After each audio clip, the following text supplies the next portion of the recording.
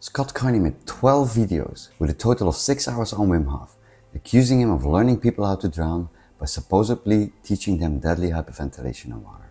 And in week 8, he explicitly teaches people, hyperventilate in water. Put your head in the water and, stay there for a long period of time.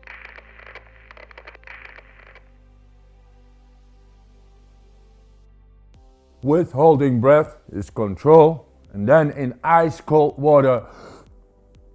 We are not for world records right now. Try 10 seconds, going under, 15, 20.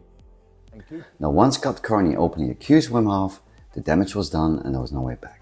Now, despite what Scott Carney says in his videos, the latest study on shallow water drowning undeniably proves that what Wim teaches in the water is not hyperventilation and is 100% scientifically safe. Now, what Wim teaches in the water is called a baptism. A baptism is like going fully head immersed for 20 seconds in cold water. Controlled. A baptism. And then he just said, okay, we're going to breathe 10 times. And we're going to hold our breath for 20 seconds, underwater.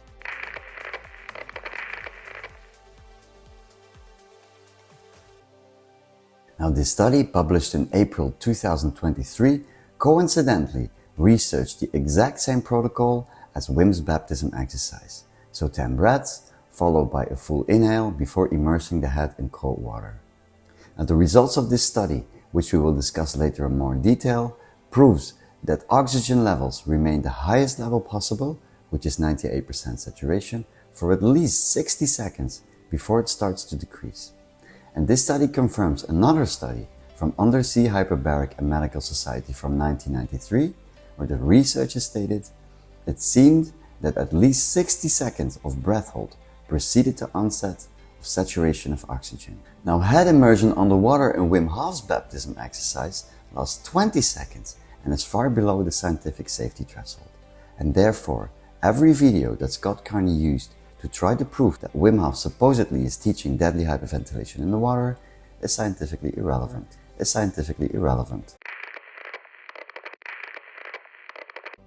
Now, besides the evidence that Wim Hof's teachings are safe, this video unravels in 4 steps how Scott Carney created a false narrative. Hof is teaching a deadly practice, which is a very efficient way to drown.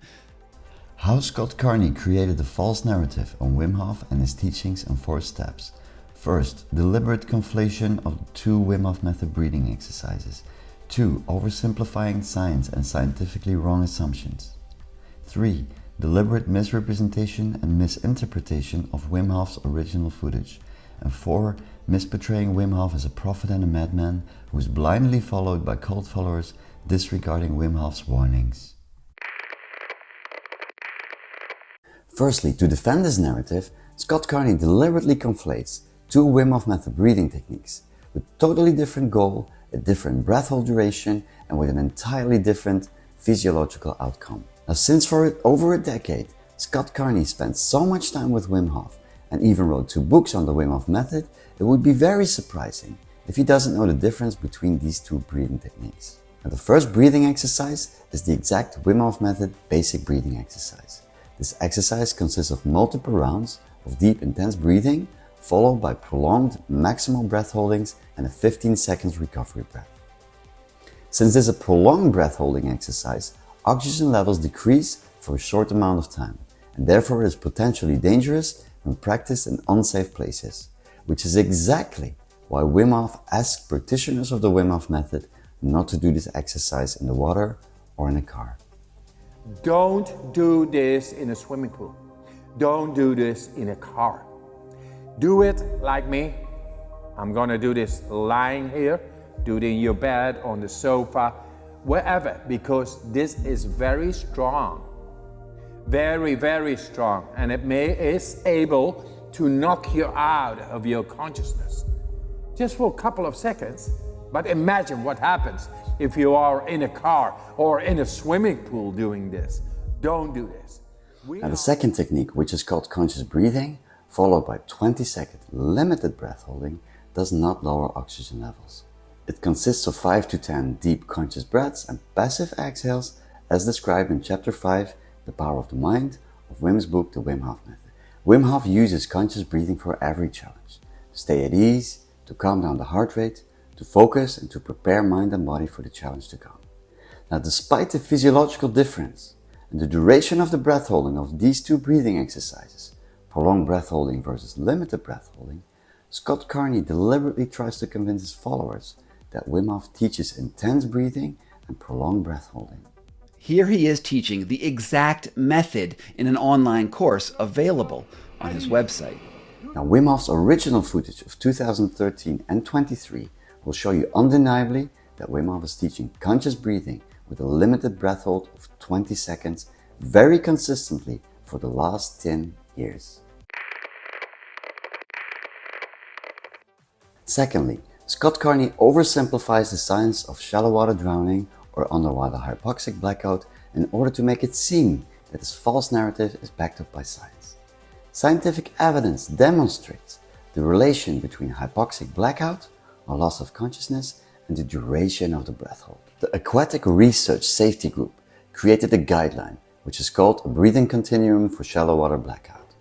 It gives tips and insight in the risks of shallow water drowning related to different water exercises, from snorkeling to competitive freediving. The activities are sorted from green, which indicates low risks, to red, which indicates extreme high risks. Wim Hof's Icewater Challenge is considered green, and more specifically called limited breath holding for 10 to 20 seconds with the purpose of breath control and relaxation during the exercise. A limited breath holding exercise for staying at ease, staying in control are the exact words and instructions that Wim Hof uses in his teachings, as you're about to see in the original footage. Just go relax into it before it all happens. Program yourself. Then go undress yourself at ease. Was controlled and totally. This is the exercise. Week number 8. 10 meters underwater. Easy does it. Good luck, Wim. Easy. Yes. Good luck, Wim. Just be at ease. Okay. Wim Hof's 10-meter swim under the ice in the BBC program Freeze the Fear lasted 18 seconds. Full deep breath inhale, right? Shit. After scrubbing, that is the recipe for shallow water blackout once again. And oh my God, look at him. He's not swimming really, he's pulling himself along a rope. When you hold your breath, the urge to gasp doesn't come up because you've used up all the available oxygen, but because of the buildup of the gas that you exhale, which is carbon dioxide, in the lungs and bloodstream. The gasp sensation rises in lockstep with CO2 levels until you feel, well, like you're gonna pop. Scott Carney's recipe of shallow water drowning lacks the most important ingredient: prolonged breath holding. When you hold your breath, the urge to gasp doesn't come up because you've used up all the available oxygen, but because of the After prolonged breath holding, the oxygen reserves becomes depleted. Shallow water blackout is an underwater faint due to the lack of oxygen to the brain brought on by holding your breath for long periods of time. Hyperventilation will increase the risk of hypoxic blackout by delaying one's natural urge to breathe and prolonging one's ability to hold their breath. Now, hypoxic blackout can also occur by denying the urge to breathe, even without hyperventilation. After around 60 seconds of breath holding, oxygen reserve starts depleting, which can result in hypoxic blackout. Wim Hof's 10-meter underwater swim has a duration of 18 seconds. Wim Hof's Icewater Challenge has a limited breath hold of 20 seconds. Both exercises stay very well within these scientific safety thresholds. Scientific literature states that the average person, untrained, can hold their breath for between 30 to 90 seconds, and that most hypoxic events occur when people attempt prolonged breath holding and push past their safety thresholds. Scott Carney's recipe of shallow water blackout is, to say the least, scientifically incomplete.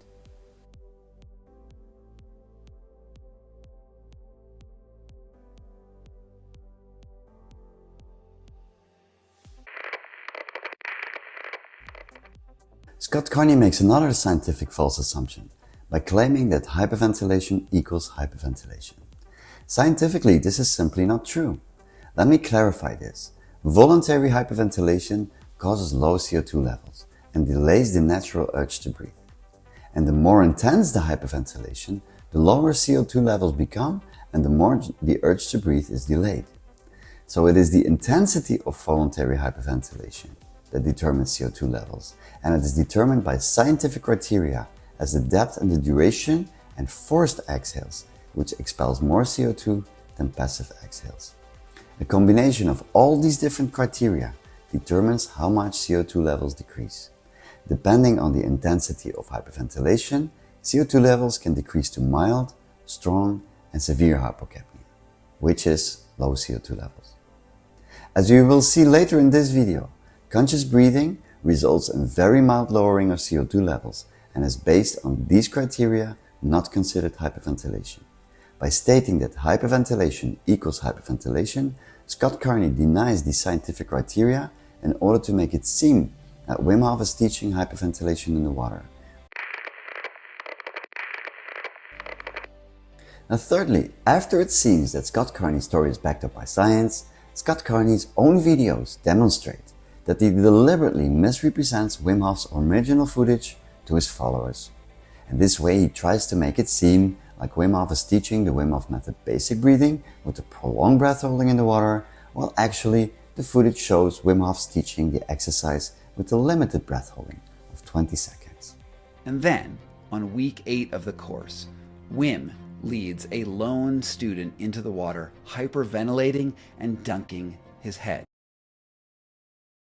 First you get a little shock, but after a while, kept breathing, it went a little bit better, and then went into the water, felt my heartbeat going really slow, and then like 20 seconds or something, 10-20 seconds, and then I came up.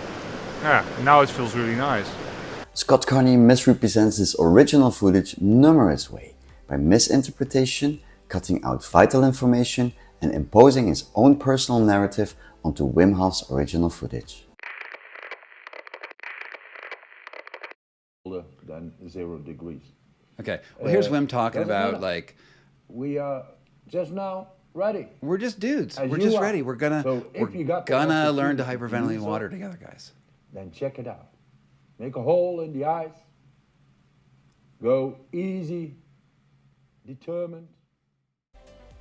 And lastly, Scott Carney tries to convince his audience that people who have been doing several rounds of the intense Wim Hof basic breathing exercise and prolonged breath holding in swimming pools and even in warm water is supposedly the result of blindly copying Wim Hof's example.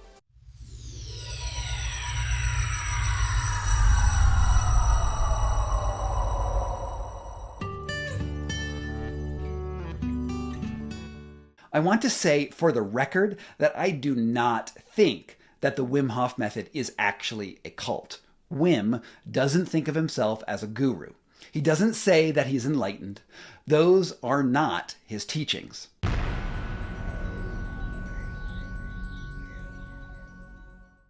Thing that cult leaders do, and I'm not necessarily calling Wim a cult leader. I think the word has some problems with it. But I will say that as you get more famous, you get more isolated, you start believing your own crap. They sort of lose the concept of like how far you should actually push. And then one of the problems that Wim is now so famous, he is such a big deal that people look at him as if he's infallible. You know, I call them a prophet and a madman, but people just see the prophet. And I think that if you don't realize your prophet's also mad, you're going to end up in trouble. He's certainly making profits, but you know, I think, you know, I think a little bit like with all of these things, with hypnotism, as you say, some people are more susceptible than others, and I gather that Scott Carney tries to misportray people as cult followers, supposedly blindly copying Wim Hof, who Scott Carney misportrays as the guru, the prophet, and the madman. Now, the crazy part of this claim is that in order to prove it, Scott Carney doesn't use Wim Hof's original footage. No, he uses his own deliberately misrepresented version of Wim Hof's original footage. Now, the big problem with Scott's attempt to claim that people disregard Wim Hof's numerous warnings and blindly copy Wim Hof's example is that the footage where Wim Hof is teaching multiple rounds of the Wim Hof Method basic breathing exercise with prolonged breath holding cannot be copied. because that footage simply doesn't exist, let alone in warm water or in a swimming pool. As you know, Wim Hof is known as the Iceman and is all about cold water and ice water and has nothing to do with warm water and swimming pools. Now, since this footage doesn't even exist, and since Scott Carney misrepresented Wim Hof's original footage, his wild story about prophets and cult followers doesn't make any sense. Scientific literature about the causes of shallow water drowning tells a completely different story. It clearly states that the most dangerous risk for shallow water drowning are repetitive and prolonged breath holdings in laps or in series with little rest in between, especially if intentional or unintentional hyperventilation has occurred. Therefore, it happens mostly in competitive and recreational freediving, swimmers and spearfishers. Contrasting to this competitive freediving or spearfishing are the commercial freedivers and spearfishers, primarily to the Korean and the Japanese amas. They have been freediving for centuries, but for them it's not a recreational or a competitive activity. It's a way of life and a way of earning their income, their money. And they have excellent safety records for shallow water drowning, as they limit their dives to not much longer than 1 minute to avoid hypoxia, without the competitive element of holding one's breath as long as possible. Scientific literature also states that other factors such as inadequate safety measures, poor technique, and lack of knowledge or understanding and awareness can heighten the risk of shallow water drowning. Now, Wim Hof's Icewater challenge with 10 deep conscious breaths and with controlled short-term breath holding, 20 seconds head immersed in water, stays very well within the scientific safety thresholds. Wim's original footage will show you the real truth of what Wim is really teaching in the water. And never ever mention the word Wim Hof or breath work on it. And then I have to have two channels. One, this channel right here, which is the Wim Hof Drowning channel. And two, this other. Now, from a human perspective, Scott Carney was jumping into fierce allegations and premature conclusions. And jumping into premature conclusions is always wrong. It's always wrong, especially if you are an investigative journalist who is expected to report and present unchanged facts with 100% integrity. But like I said in the beginning, once Scott Carney openly accused Wim Hof, the damage was done and there was no way back. He has to defend his narrative. Now, with the scientific evidence and Wim Hof's original footage that you're about to see, Scott Carney's narrative immediately falls apart. So watch this video till the very end, so that based on the scientific facts and Wim Hof's original footage, you can make your own fair and rational conclusions. Thank you.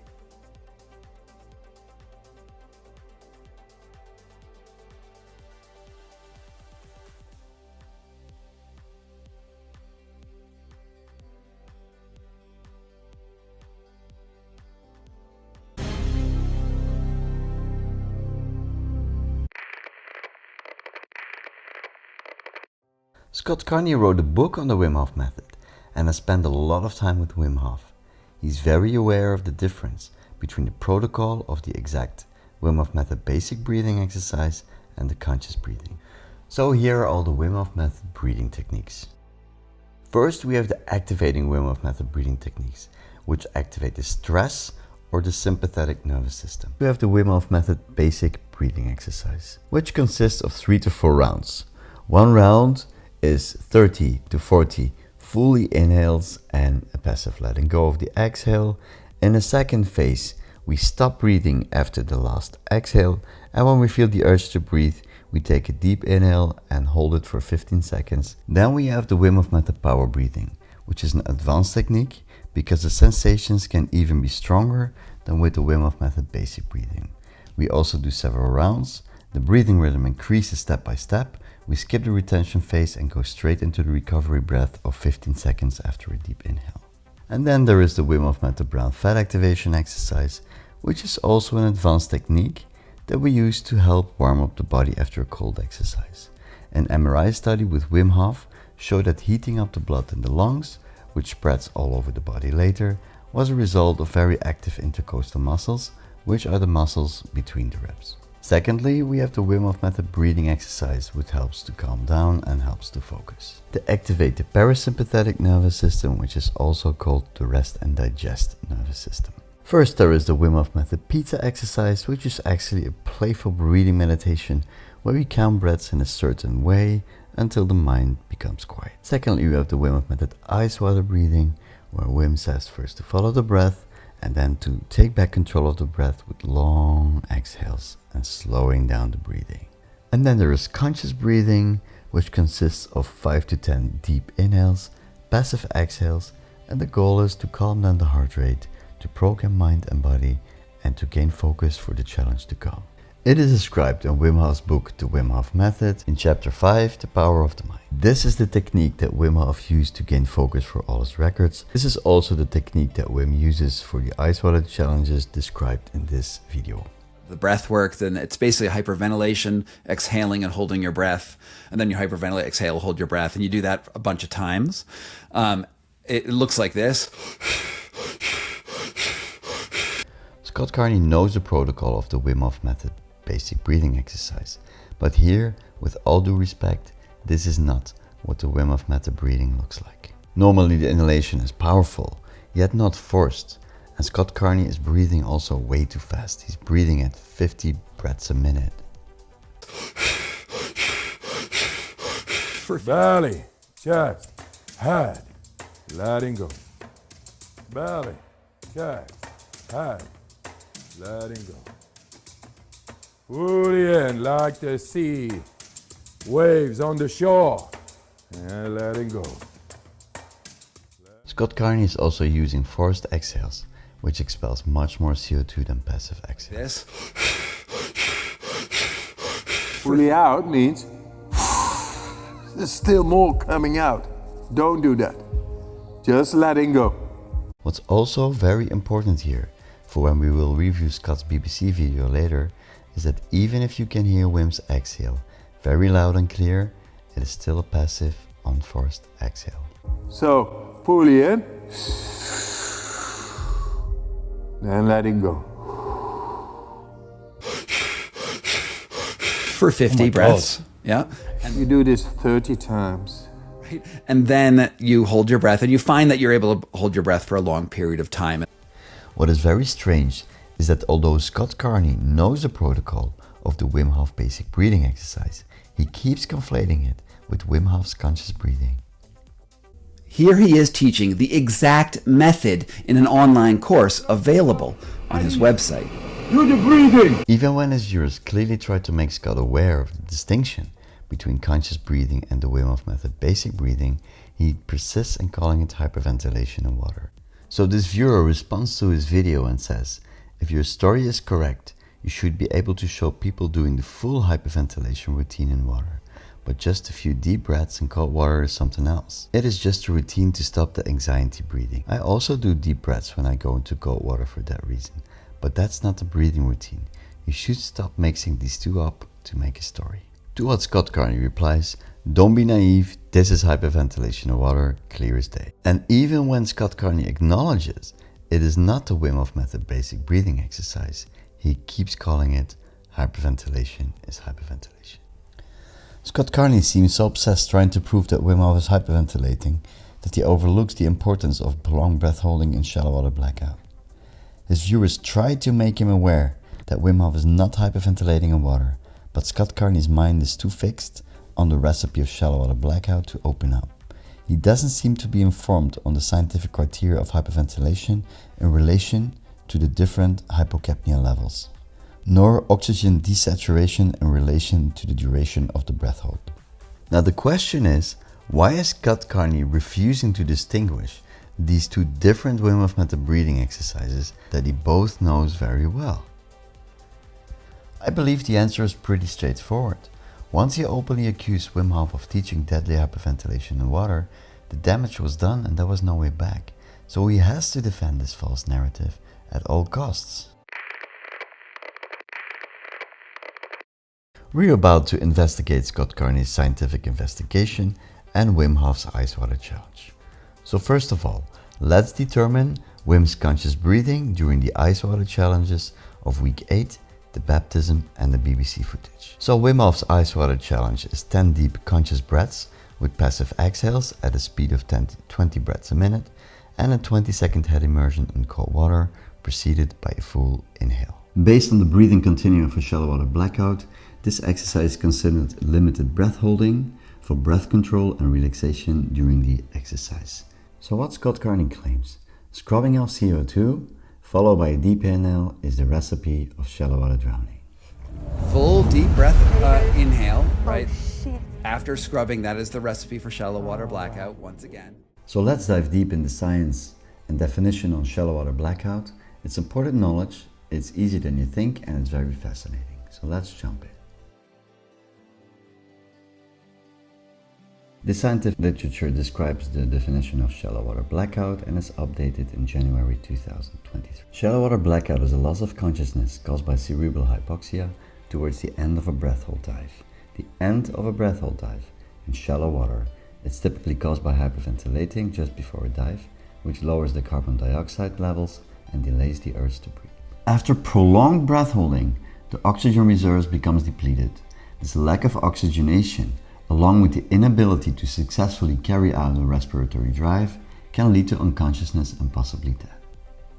Now, hyperventilation before breath hold decreases pre-dive CO2 levels significantly. Thus, the subsequent CO2 rise during submersion may not be sufficient to trigger the impulse to breathe before the loss of consciousness secondary to hypoxemia. Now, what we just described, low CO2 levels before prolonged breath holding, is thought to be the most commonly associated with shallow water blackout. Low CO2 levels can be caused by voluntary hyperventilation, but also by unintentional hyperventilation. This may be the case in anxiety or panic disorder or any psychological state that triggers hyperventilation. Now, it's important to know and to understand that hypoxic blackout can also occur without hyperventilation or low CO2 levels prior to breath holding. This is the case when oxygen levels are already low before the breath holding due to repetitive breath holds or extreme exercise upfront. Since oxygen levels are low already, oxygen is depleted sooner than normal and hypoxic blackout can occur before the urge to breathe is felt, even with normal CO2 levels. Another way hypoxic blackout can occur is when CO2 levels are normal and trigger the urge to breathe, but the diver ignores the urge to breathe due to reasons of competition. And the highest risk, of course, is low CO2 levels and low oxygen levels before prolonged breath holding. Now, since the first example, low CO2 levels prior to prolonged breath holding is thought to be the most commonly associated with shallow water blackout, we will discuss this mechanism in the next figure. Full deep breath inhale, right? After scrubbing, that is the recipe for shallow water blackout once again. Scott Carney's recipe of shallow water drowning, scrubbing off CO2 followed by a deep inhale as the recipe of shallow drowning, misses the most critical part of shallow water blackout, which is prolonged breath holding. Now let's take a look at the traditional pathophysiology of shallow water blackout with low CO2 levels and prolonged breath holding. Physiology of shallow water blackout with low CO2 levels and normal O2 levels prior to breath holding. Shallow water blackout, also known as hypoxic underwater blackout, is one of the most insidious forms of drowning and most often affects good or excellent swimmers and divers, spearfishers, diving competitors, freedivers, and swimmers in open water or in swimming pools who try to stay underwater as long as possible. As you can see in number 1 above, they often will take long, deep and fast breaths. By hyperventilation, the swimmer exhales carbon dioxide, which leads to a severe hypocapnia, the blue number 1 left below. After the hyperventilation, they submerge for a prolonged breath hold underwater. You can see this in number 2, the white. In normal, healthy individuals, carbon dioxide accumulation is the primary respiratory drive as the critical level is reached.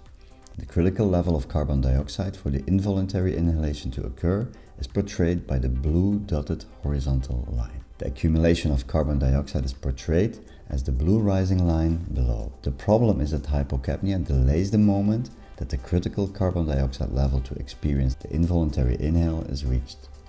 This enables a longer stay underwater, but by delaying the normal involuntary drive to inhale, see the red dot, the diver risks hypoxia or blackout. This is because, while submerged, simultaneously, after around 60 seconds in untrained individuals, oxygen levels start to decrease rapidly. This is portrayed by the descending green line. If the breath hold continues, first critical levels of oxygen saturation and later a critical level of hypoxia is reached. The oxygen reserve becomes completely depleted and the swimmer becomes unconscious and faints. This is seen by the red descending line, which you can also see at number 3, hypoxic blackout. Now he has lost the ability to execute a conscious voluntary inhalation. When carbon dioxide reaches the critical level after the swimmer fainted, the swimmer will involuntarily inhale. This is represented by the red dot and will drown if he is not rescued before water aspiration occurs. In order for hypoxic blackout to occur, 2 critical conditions must be met simultaneously. The breath hold must be long enough to decrease oxygen levels beneath the critical point and lead to hypoxia, and 2, low CO2 levels that delay the natural urge to breathe. To complete the pathophysiology of shallow water blackout, we also have to take a look at autonomic conflict during cold immersion, which may lead to cardiac arrhythmias. The chemical imbalance between extreme low CO2 levels and oxygen desaturation can trigger an autonomic conflict. Cold water immersion, oxygen desaturation, and the end of a breath holding can activate 2 powerful and antagonistic reflexes. The initial cold shock activates the sympathetic nervous system, gasp reflex, high blood pressure, increased heart rate and peripheral vasoconstriction, and after around 30 seconds of submersion, the mammalian dive reflex, also called the dive response, sets in, which activates the parasympathetic nervous system with the opposite effects on heart rate and blood pressure. Scientists propose that strong and simultaneous activation of both opposite limbs of the autonomic nervous system may trigger this autonomic conflict and can lead to cardiac arrhythmias. The more extreme both limbs of the autonomic nervous system are engaged, the bigger the chance this autonomic conflict can be triggered. Significant hyperventilation activates the sympathetic nervous system even stronger, while the longer the breath hold continues, the parasympathetic nervous system is engaged. Cardiac arrhythmias occurred mostly in the hypoxic stages of prolonged breath holding compared to normal oxygen levels, and other arrhythmias are seen in the period 10 seconds after the end of the breath holding, when parasympathetic tone that varies with respiration increases. Most arrhythmias are asymptomatic, and the autonomic conflict alone is not enough to induce serious and dangerous arrhythmias. They are only dangerous in the presence of other pre-existing health conditions, cardiac problems, atherosclerosis, electrical conduction channelopathy, and certain drug prescriptions. In circumstances other than cold water, awakening, anger, fear, arousal, stress may contribute to trigger this autonomic conflict. Professor Michael J. Shaddock did an amazing lecture, Autonomic Conflict, on YouTube. Arrhythmias occur in diving mammals when diving at depth, and I've shown you that these type of inputs to the heart are insufficient alone to induce serious arrhythmias. They'll only induce, and that makes sense, we all go into cold water and most of us don't die. So they only are dangerous when we have other predisposing factors, long QT syndrome being perhaps one of the most important. And the final conclusion of this is think very carefully about how you dive into the sea next time you go swimming. On the website of the Wim Hof Method, all contraindications to practice the Wim Hof Method are listed. Since NFIR is aware of this autonomic conflict between the 2 limbs of the autonomic nervous system, practicing the Wim Hof Method, as well as the Wim Hof breathing exercises, as well as the cold exposure, are contraindicated for people with heart conditions, high blood pressure, and or a history of serious health issues like stroke or heart failure. When in doubt, or when dealing with a serious mental or physical health issue, counseling a healthcare professional is indicated before starting the Wim Hof Method. Out of precaution, participants of live Wim Hof Method workshops, weekends or Wim Hof Method travels are obliged to fill in a health declaration. If you learn the Wim Hof Method through the official channels, which is a website, YouTube, app or book, you're always worried about the safety measures. Whether it's the free online mini course or the explanation of the Wim Hof Method breathing exercise on YouTube, whether you do the online courses or learn the Wim Hof Method with a certified instructor or with Wim himself, the warnings not to do the Wim Hof Method basic breathing exercise in the water or a car, the contraindications, and to go into the cold water of the body are everywhere on the official channels. The Wim Hof endotoxin study in 2014 shows that during the Wim Hof Method basic breathing exercise, CO2 levels and oxygen saturation can decrease significantly. Therefore, a small risk of fainting for a short amount of time is possible. Now, besides the scientifically endorsed benefits of the Wim Hof Method basic breathing exercise, Wim Hof and Fire are very well aware of the risk, however seldom, to lose consciousness for a short amount of time.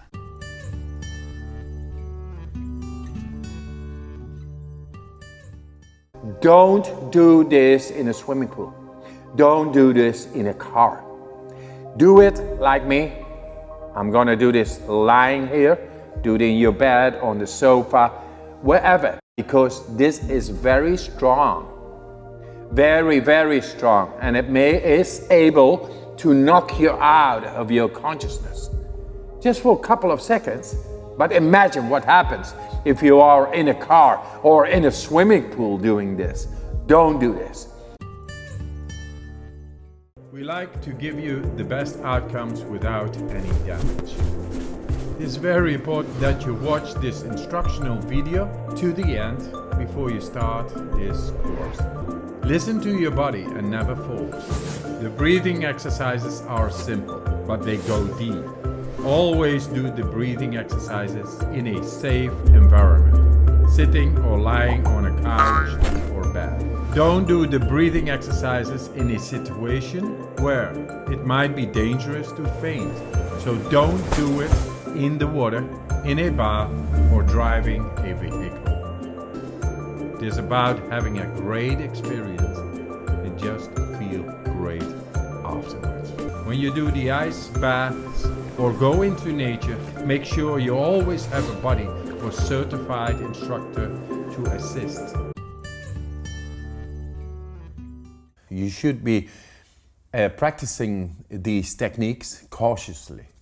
Cautiously means lying on in bed, or on a couch, in a comfortable seat, or anything like that. You better not do these exercises, these breathing exercises, going deep, going past the conditioning in water, in a car, any vehicle, or any situation where, if you lose the control over yourself, would be in a dangerous position. In the Wim Hof Academy, future Wim Hof instructors are clearly explained as well on the instructor's manual, the online trainings, as during the 6-day live training in Poland, Spain, the US or Australia, that the Wim Hof Method basic breathing exercise lowers CO2 levels and can lead to low oxygen levels and hypoxia, and how it can lead to shallow water drowning if practiced in the water. They are explicitly told to communicate to participants of Wim Hof Method workshops not to do the Wim Hof Method basic breathing exercise in water, the shower or in any environment where fainting can lead to a dangerous situation. Future Wim Hof instructors are trained to discuss all contra-indications and safety measurements in the official Wim Hof Method workshops.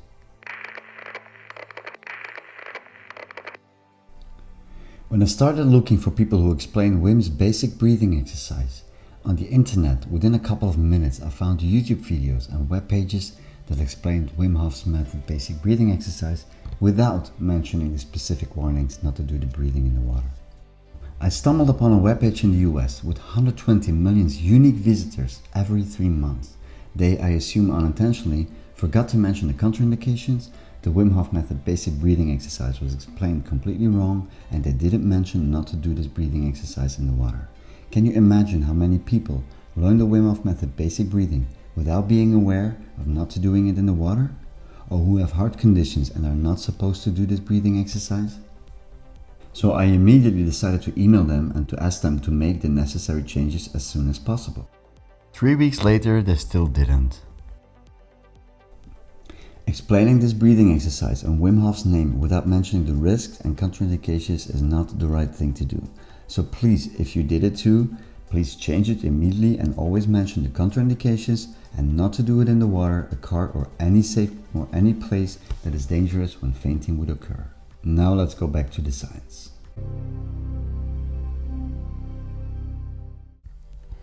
In the beginning of August 2023, the Belgian press asked me to respond to his claims. After I did that, I responded to Scott's claims openly on LinkedIn, a professional network site, and I told him that he was wrong on the physiology of hypoxia and hyperventilating. This is what he replied. 10 breaths absolutely causes hypoxia. Learn physiology before you teach it. To which I replied, let me educate you on this physiology later. But first, claiming that Wim Hof teaches his Wim Hof breathing exercise in the water is an utmost lie. He removed his comment later that week. Next to his recipe of shallow water drowning, Scott Carney's next scientific false assumption, due to a lack of decent and proper investigation, is that hyperventilation equals hyperventilation. Hyperventilation causes lower CO2 levels, which is called hypocapnia, and a rise in pH, which is called respiratory alkalosis. Levels of hypocapnia and development of symptoms are directly related to the intensity of hyperventilation. This was proven already in 1993 by the following Dutch study. The study deals with voluntary hyperventilation, and it measures the influence of duration and depth on the development of symptoms of carbon dioxide levels. Carbon dioxide levels are expressed in kilopascal or millimeters mercury. The lower the number, the lower the CO2 levels. So 16 healthy subjects underwent 4 different hyperventilation provocation tests that differed in depth as well as duration of the hyperventilation. So the subjects were asked to hyperventilate for 2 or 5 minutes, and they were also asked to lower the carbon dioxide levels to 2.4 kilopascal, which is 18 millimeters mercury, and they were also asked to lower their carbon dioxide levels to 1.9 kilopascal, which is 14 millimeters mercury, which is both severe hypocapnia. Also, a combination of the depth and the duration of the hyperventilation was measured in the development of the symptoms of the hypocapnia. To be sure that the hyperventilation provocation test was long enough and deep enough to elicit symptoms in most people, a minimum duration of 3 minutes is advised. They conclude that both the depth and the duration have an independent effect on the development of symptoms of hypocapnia. Hyperventilation is not just hyperventilation. The duration and the depth will determine different symptoms of hypocapnia. First of all, we have the duration. When you hyperventilate 15 seconds, it will elicit less symptoms than when you hyperventilate 3 minutes. Then we also have the respiratory rate. When we do 20 breaths a minute or 40 breaths a minute, of course 40 breaths a minute will lower the carbon dioxide levels even more. When you have forced exhale, it will lower the CO2 levels more than a passive exhale or just letting go.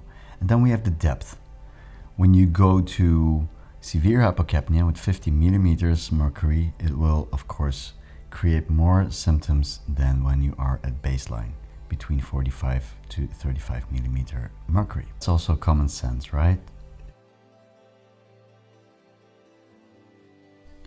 So the intensity of hyperventilation, depth, duration, full exhale and speed determines the level of hypocapnia. We have mild, strong and severe hypocapnia. CO2 levels of 35 to 45 millimeters mercury are considered normal. 30 millimeters mercury give mild hypocapnia symptoms. 20 millimeters mercury gives strong symptoms, and below 10 millimeters mercury people can go into a coma and eventually death can occur. So mild hypocapnia symptoms are tingling, lightheadedness, but also calmness.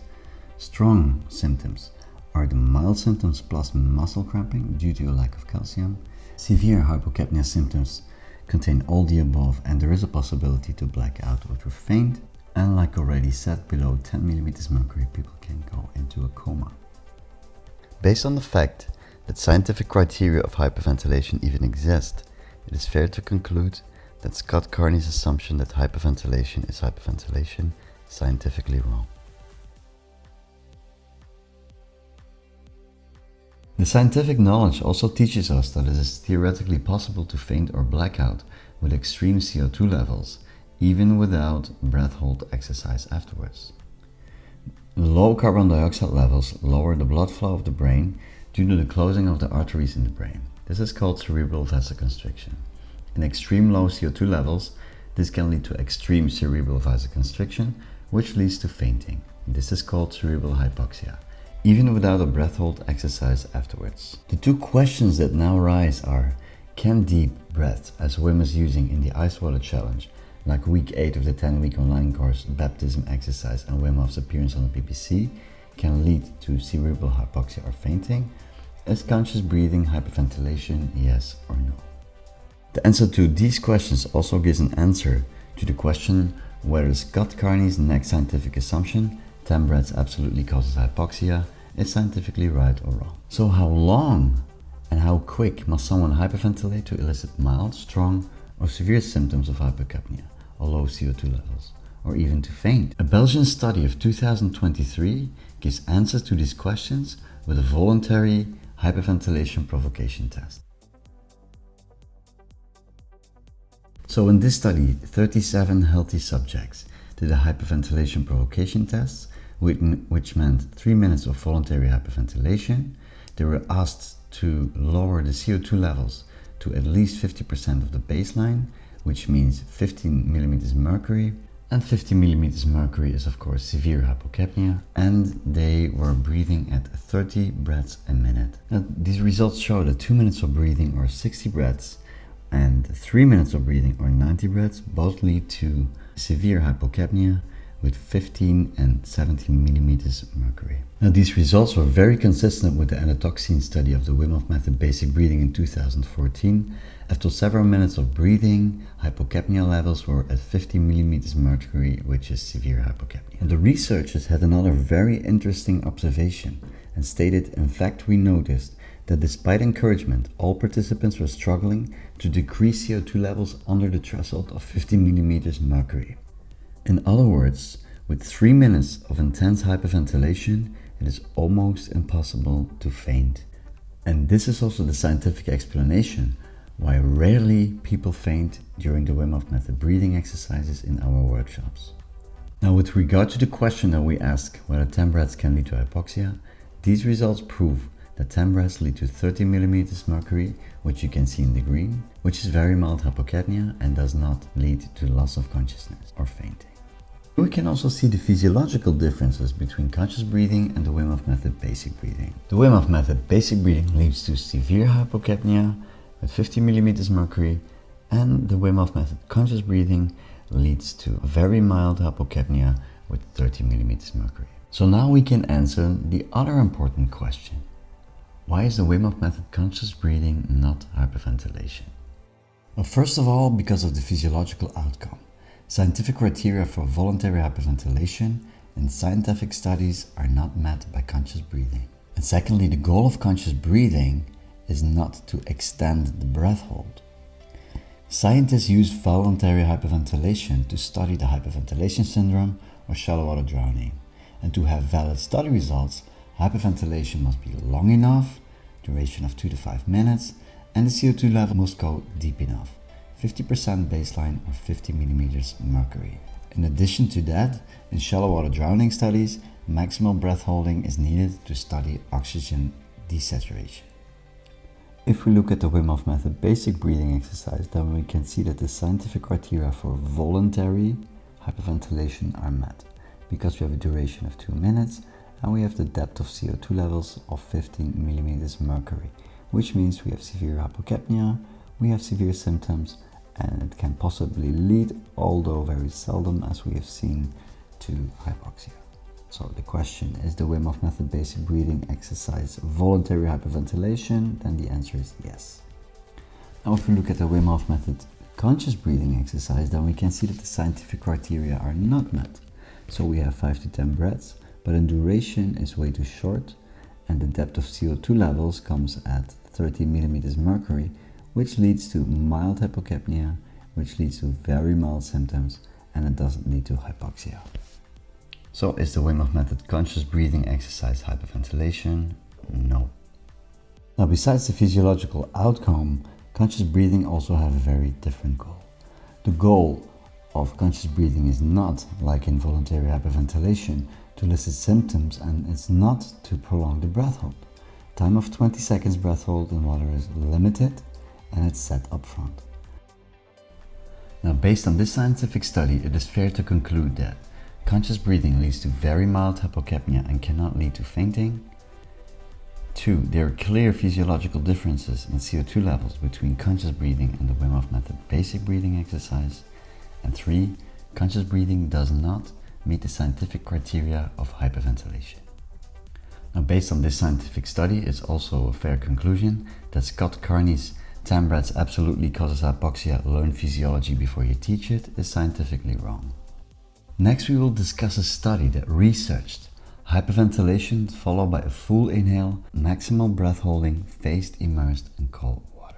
If you're going to make a claim that something is based on science, you should have the science to back it up. So my claim is that based on the latest science of 2022 and 2023, Wim Hof's conscious breathing exercise cannot result in fainting, not even if it is followed by a full inhale and a 20-second breath hold with head immersion underwater, like in the 10-week course, the baptism video or the BBC Freeze the Fear footage. When we have the scientific answers to these questions, we also have the answer to the question if, as Scott Carney claims, Wim Hof is teaching a deadly hyperventilation technique in water. As you may have noticed already, Scott Carney is always referring to the danger of the full inhale before breath holding in relation to shallow water drowning. Only that, but the phenomenon is made all the more dangerous when followed by a full lung inhale, something that looks like this, which is what Wim is teaching far too often. So let's assume Scott Carney meant 10 breaths followed by a full inhale before the breath hold absolutely causes hypoxia. So a little bit of common sense here. Do you know one person on this planet who exhales first before head immersion underwater? A full inhale before putting your head underwater is a very spontaneous, natural and wise thing to do because you have more oxygen. A full inhale before breath hold activates the mammalian dive reflex, which slows down the decrease of oxygen levels during breath holding in water, but it also increases the pressure in the thorax. Yet, since a full inhale before maximum breath holding underwater is embedded in the study, we can see if what Scott Carney says is scientifically relevant. So the next and only fair 3 questions we have to ask ourselves is it possible to get a hypoxic blackout after 10 conscious breaths followed by a short breath hold of 20 seconds? How long does it take before oxygen levels start to drop? Does a full inhale before breath hold scientifically matter in Wim Hof's Icewater challenge or baptism exercise?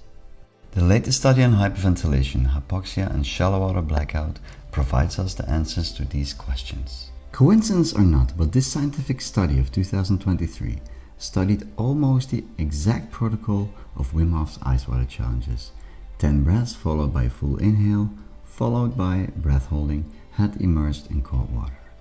This studied the effects of hyperventilation on oxygen levels during serial static apneas or breath holds, and also studied if spleen contraction was present to release more red blood cells. 18 healthy adult participants without breath hold training performed 2 series of prolonged breath holds or apneas, see the letter A. Now, during the breath hold, face was immersed in 15 degrees Celsius or 59 degrees Fahrenheit cold water. Between 2 apneas was a maximum rest period of 2 minutes, and 1 series of breath hold or apneas was preceded by normal breathing, and the second series was preceded by hyperventilation right before the breath hold. This series is indicated with the green dot, and between the 2 series was a rest period of 10 minutes. Hyperventilation is, as you can see, 10 breaths in 20 seconds, which is a respiratory rate of 30 breaths a minute. Subjects were instructed to complete exhales and to do an 85% full inhale right before the breath hold. Subjects were asked to hold their breath as long as possible underwater. Oxygen saturation was measured all the time, and as a safety protocol, the exercise was stopped when oxygen levels dropped below 65% oxygen saturation. For the end results of the study, it doesn't matter, but the subject of this study had lower CO2 levels before the start of the breath hold because they were instructed to exhale completely compared to the passive exhales of Wim Hof's conscious breathing. These results show that the participants could hold their breath longer after hyperventilation compared to normal breathing. The participants could hold their breath for 110 seconds after 1 series of 10 breaths intense hyperventilation, and for 90 seconds if breath holding was preceded by normal breathing. The results of this study also show that after 10 breaths of intense hyperventilation with a speed of 30 breaths a minute and 85% full inhale before the breath hold, after 20 seconds head immersed in cold water, oxygen saturation was still at maximum level of 98%. Next question is, when do oxygen levels start to decrease after 10 breaths of hyperventilation, a full inhale before the breath hold, and head immersed in cold water? Now, as this study also shows, is that oxygen levels stay at maximum levels 98% for at least 60 seconds. So we can also conclude that Scott Carney's claim that the full inhale before the breath hold after hyperventilation is dangerous is scientifically irrelevant with regard to Wim Hof's Icewater challenge. Actually, even the opposite is true.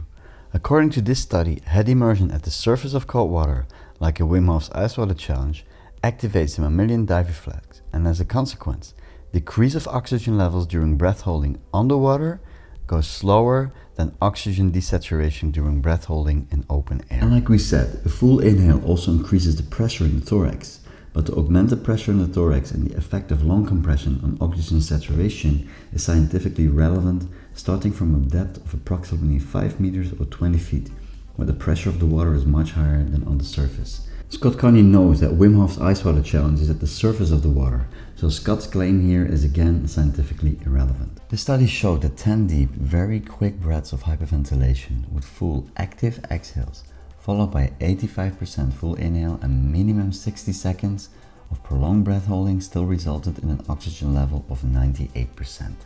Nobody had hypoxia and nobody fainted. This study undeniably proves that Wim Hof's Icewater challenge, that consists of 10 deep conscious breaths with passive exhales and only 20 seconds of head immersion in the water, is 100% scientifically safe. Now, if we take the results of this study and we put them in a figure, like we did with the Pathophysiology of hypoxic underwater blackout, then we can clearly see why Wim's Icewater challenge cannot lead to hypoxic underwater blackout or shallow water drowning.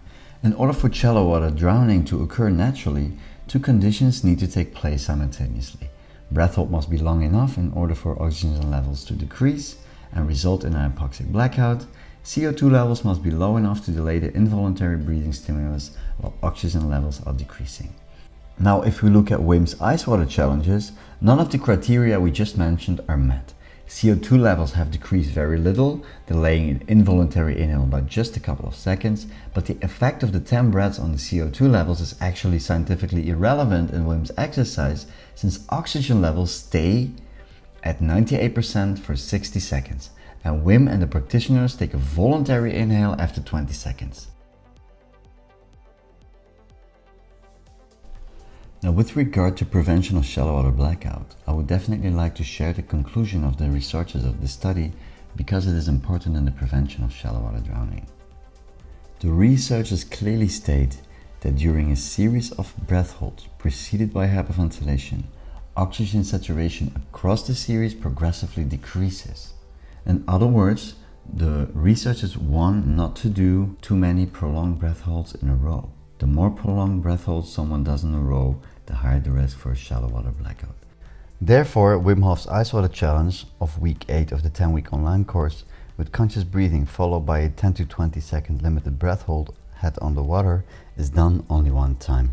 The results of this study are completely in line with the endotoxin study in 2014 on the Wim Hof Method basic breathing exercise, with the intense breathing and the prolonged breath holdings. There we could see that after every round of breathing, oxygen levels drop deeper and deeper during retention time. That is of course why Wim Hof always warns to do the Wim Hof Method basic breathing exercise in a safe place. Don't do this in a swimming pool. Don't do this in a car. Do it like me. I'm gonna do this lying here, do it in your bed, on the sofa, wherever, because this is very strong. Very, very strong, and it is able to knock you out of your consciousness just for a couple of seconds. But imagine what happens if you are in a car or in a swimming pool doing this.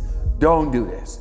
I would also like to raise your attention and awareness to a website called shallowwaterblackoutprevention.org. They provide tons of information, clear explanations, videos and tips for prevention of shallow water blackout or underwater hypoxic blackout.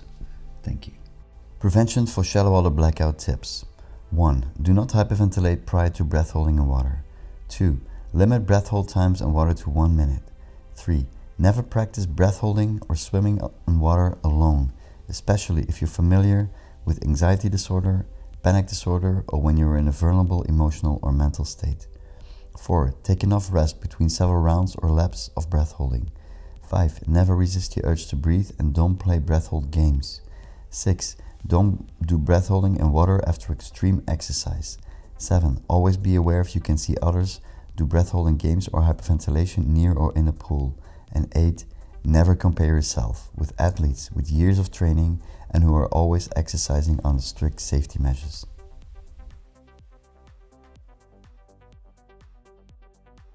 If you're going to make a claim that something is based on science, you should have the science to back it up.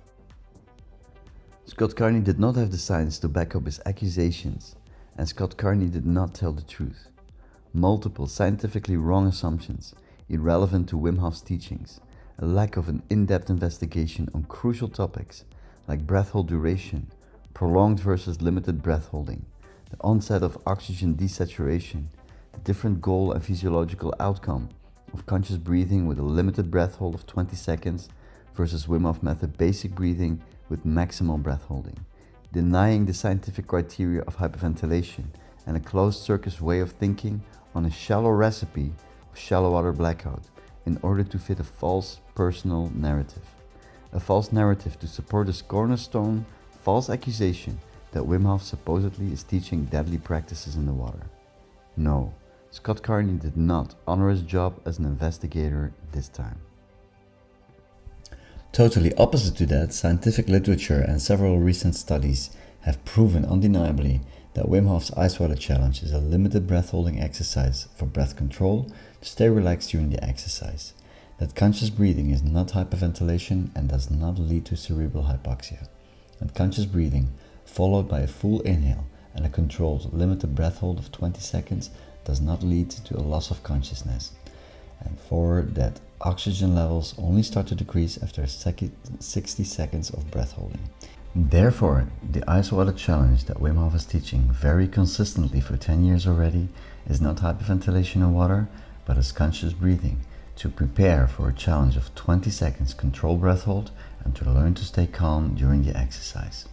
As the science has shown, it is not deadly. It's 100% scientifically safe for the last 10 years already.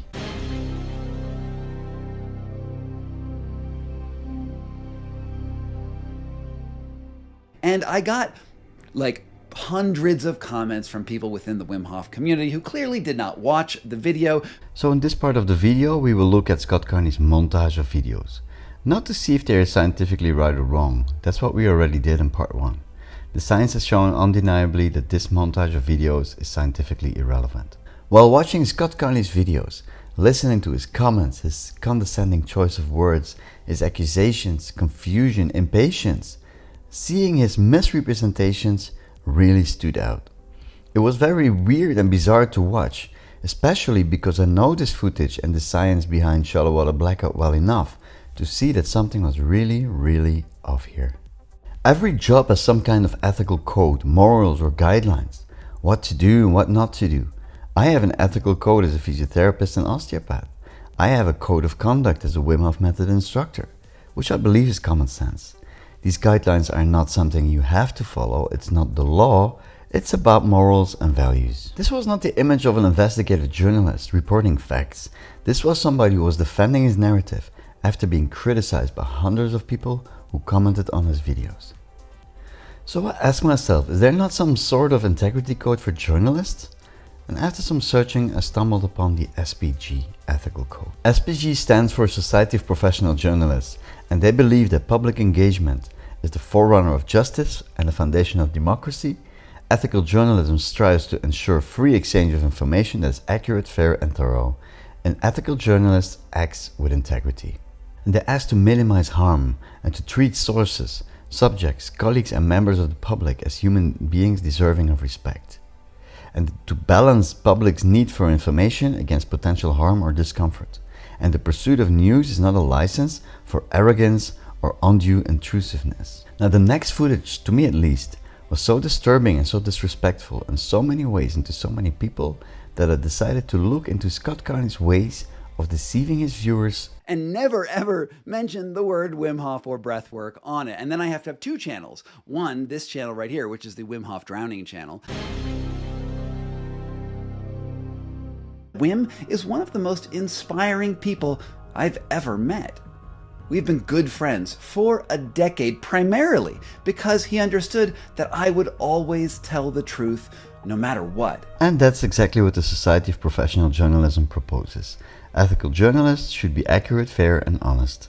Scott Carney is supposed to take responsibility for the accuracy of his work, which also means verify information before releasing it, and never deliberately distort facts or context. That includes visual information.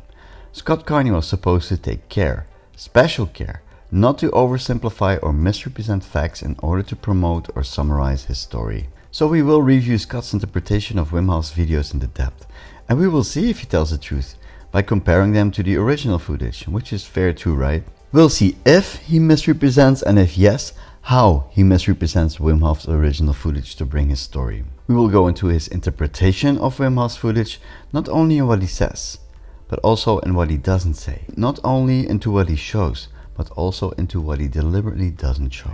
And I got like hundreds of comments from people within the Wim Hof community who clearly did not watch the video, who said that Wim Hof never, ever teaches people to hyperventilate in water and always warns people explicitly against the practice. To that, I would like to respond with a montage of Wim Hof teaching hyperventilation in water.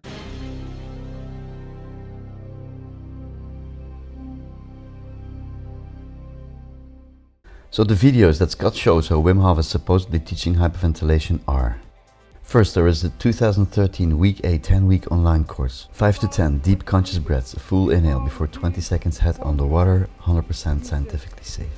Secondly, there is a baptism group Icewater exercise Winter Travel Poland 2023. 12 deep breaths and then a full inhale before submerging their heads together in the water. 100% scientifically safe. Then we have Wim Hof's performance in Freeze the Fear, 10 breaths, full inhale, before swimming 10 meters under the ice, total duration 18 seconds. Oh shit. Oh wow. 100% scientifically safe. Okay, but that's not all. Scott Carney misrepresents two parts of this Week 8 video. First of all, the real instruction that Wim Hof is giving, as well as the written instructions. And secondly, the part where Wim Hof is teaching a participant the actual training in the water. Therefore, we will discuss them separately. Who said that Wim Hof never, ever teaches people to hyperventilate in water. This first clip is from the $99 10-week course that he has on his website. Here he is giving explicit instructions. Do the breathing. Go into the water. Keep on with the breathing. Keep on being focused. Then you sit. You immerse. You focus.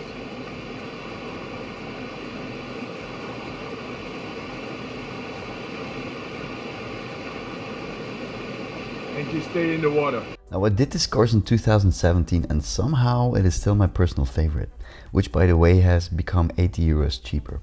I will still remember sitting in front of the TV 6 a.m. in the morning, and it even felt like I was there with them, that I was part of the group. Now it's important to know that you cannot jump straight into week 8, since new lessons and exercises are released week by week. Now by the time week 8 was released, we had some intense breathing sessions and did occult experiences like a 10-minute cold shower. Now the most difficult part of this exercise in week 8 for me was overcoming the scary idea to put your head under in cold water. But I had a whole week to mentally and physically prepare myself, so there was no pressure. And after 7 weeks and Wim Hof's explanation, seeing the footage of Wim and a student doing the exercise, it was very clear what to do. After all the steps we have made throughout the weeks, the 7 weeks before, we are quite able to go into cold water. We have learned to harness ourselves by uptoning the cardiovascular system and have more control over deeper layers of the physiology regarding the nervous system. We have become stronger, and it has become under our reign of the will. That's okay. But still, if you go into the water, try 10 seconds going under, 15, 20, and keep to your feel. Keep connected to your feel, and don't overdo it. Because, you know, the battle with in nature, you always will lose, finally, because there is no competition. Keep to your feel, to your sense, and to your logic, and see how much you can do. And witness. And then, surprisingly, you will see you can do a whole lot. And it's a lot better to do it consciously than I'm gonna do, you know, world record, boom. You know, something breaks there within. It's easily, because these powers are big. You got a lot of power right now too, but nature still wins. Okay? Be warned, and for the rest, success. Enjoy it. Thank you. Right on. It's good. It was controlled and totally. This is the exercise. Week number 8. I first wanted to try it at home instead of in nature, so I practiced first with my head in a bucket full of ice water before doing it in nature. And that felt amazing. And although I wasn't immersed with my whole body in cold water yet, I experienced that going under with my head in cold water was actually pretty okay. So like I said, I bought this course in November 2017, and by the time I was in week 8, it was midwinter in Belgium. Now the exercise in week 8 is a cold water exercise, but not in terms of duration. This was more a stay at ease, stay in control, and stay focused cold exercise. Now since I practiced it first in a bucket of ice water, and since time didn't really matter, I felt confident enough to just do it, and I went into nature. Now I have some favorite dipping spots, and this one was only knee deep. So I went in the water, and to deal with the first cold shock, I started to breathe consciously as instructed. Now once my breath was under control, I prepared to go under with my head for 10 seconds or so. I didn't really count. It was about trust and staying in control while totally surrendering to the cold experience. For the record, I was not alone. The total duration of this exercise was less than 1 minute, and I remember I felt amazing, since it was so much easier than my mind made me believe, and since I dealt with the fear and the emotions that came with this exercise. Actually, it felt more like a mental exercise than a physical exercise. And once I overcame this fear, head immersion became a habit to end my cold dips. And after being at ease and comfortable with this exercise, and after doing it numerous times, I sometimes even start my cold dips with a couple of seconds head immersion now.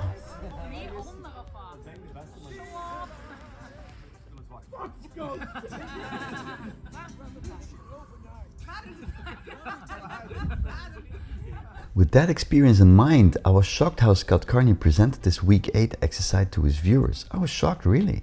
I could immediately see how deceiving Scott Carney's footage was for his viewers who don't have a clue of the real instructions and the real footage. It's simply the wrong thing to do.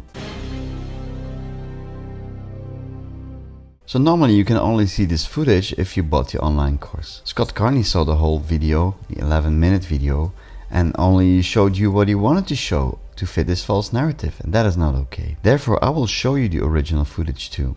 Wim Hof's real instructions, combined with the written instructions, step by step.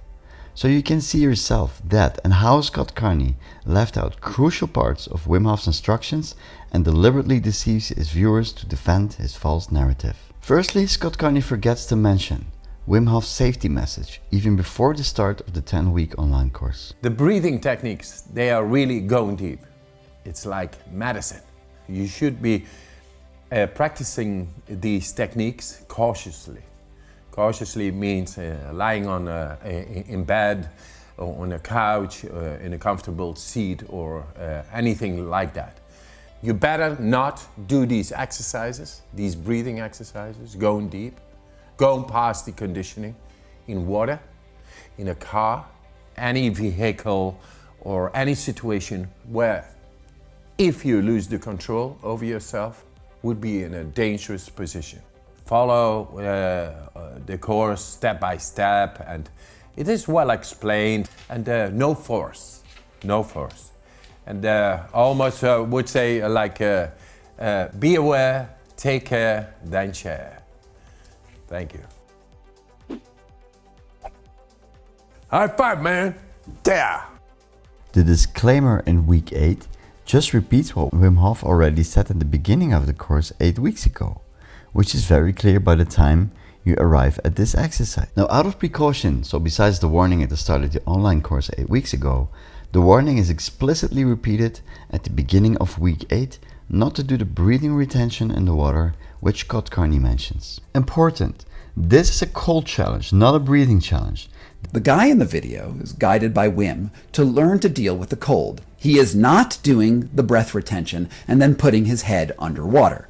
So never try this yourself. We advise strongly to go with the body if you're doing this challenge outside. Okay, so that's the disclaimer, but these are the instructions that Wim is giving in the video. Do the breathing. Go into the water. Keep on with the breathing. Keep on being focused. And you said, you immerse, you focus. Now let's see Scott's own representation of the original footage again, where we're going to zoom in into the right corner, into the written instructions that support and clarifies Wim's explanation. Scott Carney again deliberately forgets to mention these vital instructions. Okay, so that's the disclaimer, but these are the instructions that Wim is giving in the video. Do the breathing. Cutting out this vital piece of information deliberately in order to defend his false narrative, deceiving his own viewers and trying to make it seem like Wim Hof is instructing hyperventilation while he is clearly instructing to start and continue conscious breathing is against all journalism integrity and is simply not done. Scott Carney here completely loses his integrity and his credibility as an investigative journalist. And it gets even worse. Keep watching. So the disclaimer explains how not to breathe during this exercise, and Wim Hof's instructions and the written instructions Start Conscious Breathing clearly explain how to breathe instead during this exercise. Scott Carney must have read Start Conscious Breathing because it is written almost right below the disclaimer. While Innerfire makes a clear distinction between breathing retention and asks never to try it yourself, and conscious breathing, Scott Carney deliberately cuts out this vital information and makes it seem that Wim Hof is nevertheless, despite the disclaimer, is instructing intense hyperventilation in water. And it's simply not true. Not only Scott Carney cuts out this vital information to start conscious breathing, in another video he's taking it one step further when he states, here Wim is teaching the exact method, referring to the intense breathing and prolonged breath holding of the Wim Hof Method basic breathing exercise. After being criticized for his accusations, Scott Carney seems to defend his narrative at all costs, even if he's putting his reputation and credibility of being an honest and fair journalist on the line. Here he is teaching the exact method in an online course available on his website. Do the breathing. Knowing that Scott Carney knows the difference between the exact method, the Wim Hof Method basic breathing exercise, and conscious breathing, knowing that he deliberately cuts out these instructions to start conscious breathing, which is right below the disclaimer that he mentioned, and seeing that he tries to make it seem that Wim Hof is teaching the exact method in the water, to me it was shocking to see, and it's almost embarrassing to watch how he deliberately deceives his own followers and his own viewers. Up to 4 times in 4 different YouTube videos, Scott Carney is deceiving his own viewers deliberately by misrepresenting the cold exercise of week 8 of the 10-week online course. 4 times, that is not a coincidence anymore. Cutting out vital information and imposing your own narrative, that is not telling the truth. Here he is giving explicit instructions. Do the breathing. Okay, so that's the disclaimer, but these are the instructions that Wim is giving in the video. Do the breathing. Here he is teaching the exact method in an online course available on his website. Do the breathing. Now the 4th time, Scott Carney is really pushing it. This time he's completely taking Wim Hof's original footage out of context with some drama music to support the lone student. And then, on week 8 of the course, Wim leads a lone student into the water, hyperventilating and dunking his head. First you get a little shock, but after a while, kept breathing, it went a little bit better, and then went into the water, felt my heartbeat going really slow, and then like 20 seconds or something, 10-20 seconds, then I came up. Yeah, and now it feels really nice. And that's enough. 20 seconds, 25, 30, 35, doesn't matter. It's good. It was controlled, and totally, this is the exercise. Week number 8. So here is the original footage of week 8, with almost all the instructions and Wim Hof's explanations. Here he is giving explicit instructions. After all the steps we have made throughout the weeks, the 7 weeks before, we are quite able to go into cold water. We have learned to harness ourselves by uptoning the cardiovascular system and have more control over deeper layers of the physiology regarding the nervous system. We have become stronger, and it has become under our reign of the will. That's okay, but still, if you go into the water, try 10 seconds going under, 15, 20, and keep to your feel. Keep connected to your feel, and don't overdo it, because you know the battle with in nature, you always will lose. Finally, because there is no competition. Keep to your feel, to your sense, and to your logic, and see how much you can do. Go easy, determined, over there, because you're ready, your body is ready. Yeah, your body's ready. You've been doing this for 8 weeks. Make a hole in the ice. Just go relax into it. Before it all happens, program yourself. Then go undress yourself at ease. Do the breathing. Go into the water. Keep on with the breathing. Keep on being focused. Then you sit. You immerse. You focus. And you stay in the water. And it's when all what we did last week's is coming together.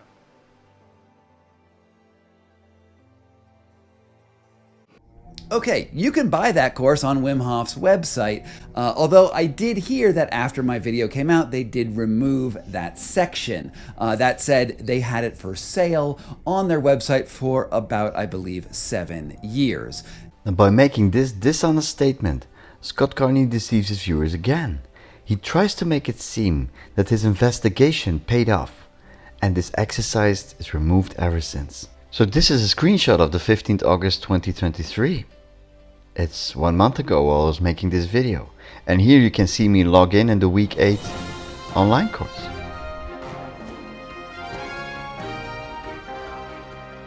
Hi, welcome back.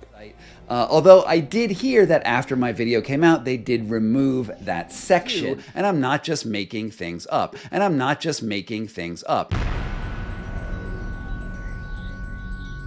So Scott Carney deliberate misrepresentations and cutting out information.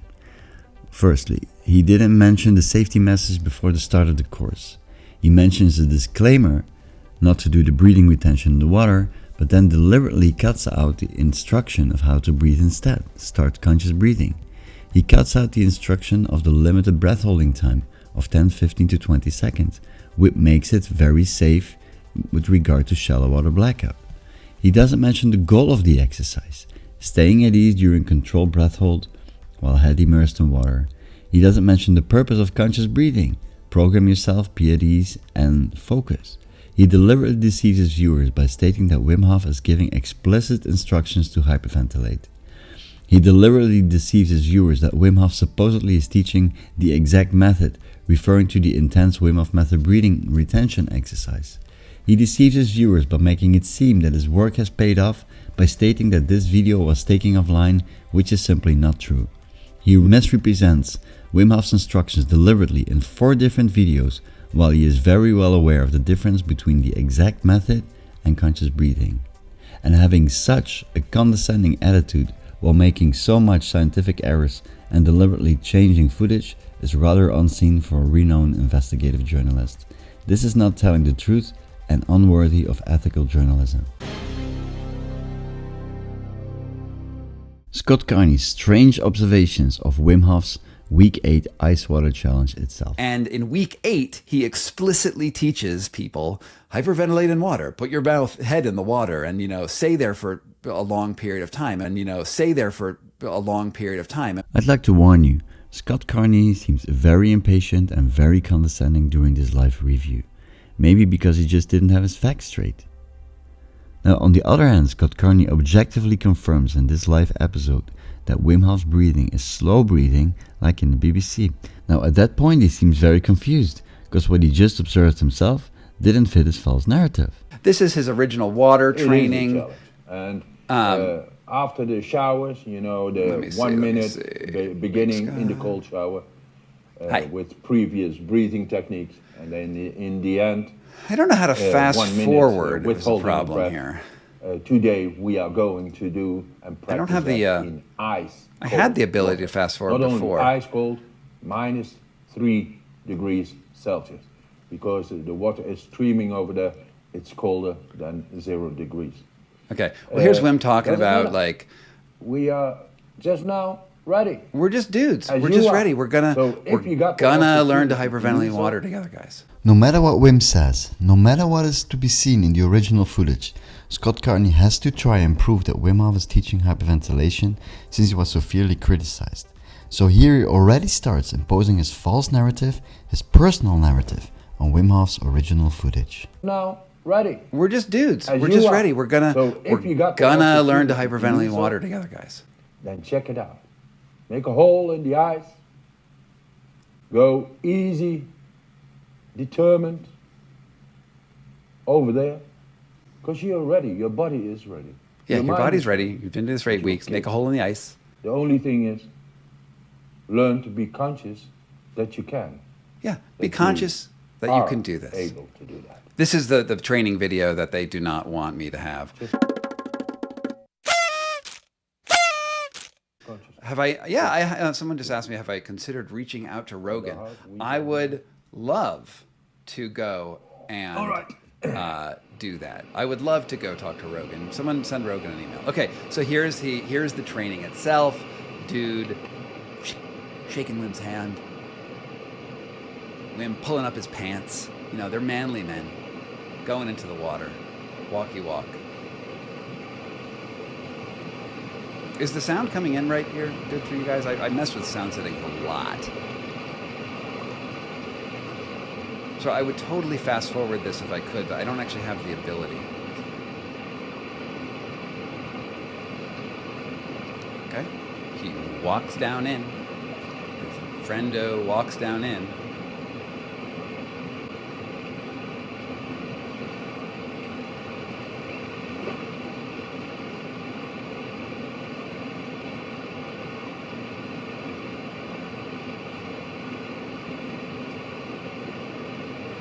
Okay, so here they are, looking at each other. Now here Wim is, if you have to zoom in, you can see he's doing the same breathing he was just doing in the BBC, right? In, out, hyper. This is slow. This is slower than the average Wim Hof breathing, but it's still fast, deep breaths. And all of a sudden, Scott Carney changes his own objective observation. He contradicts himself in this live video in order to still be able to defend his false narrative. And somehow, he believes that no critical minds are watching along and just take in whatever he says. This is slow. This is slower than the average Wim Hof breathing, but it's still fast, deep breaths. And that's really the critical part here. Now, if we look at Wim Hof's Icewater Challenge, none of the two critical parts of Shallow Water Blackout are met.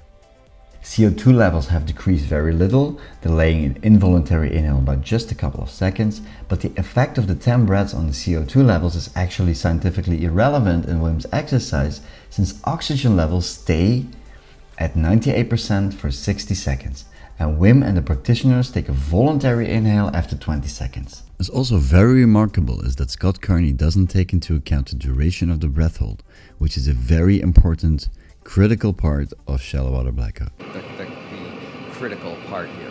Breathing, they're still breathing, now they're in. And they're going to stay here for quite some time. I think it's about a minute.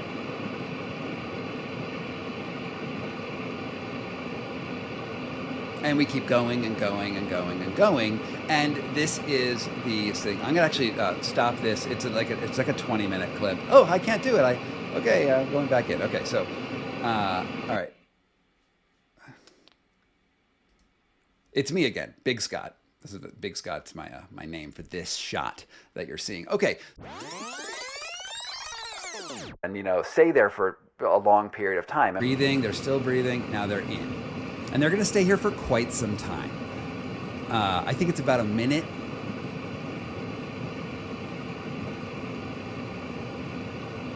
And we keep going and going and going and going. And this is the thing.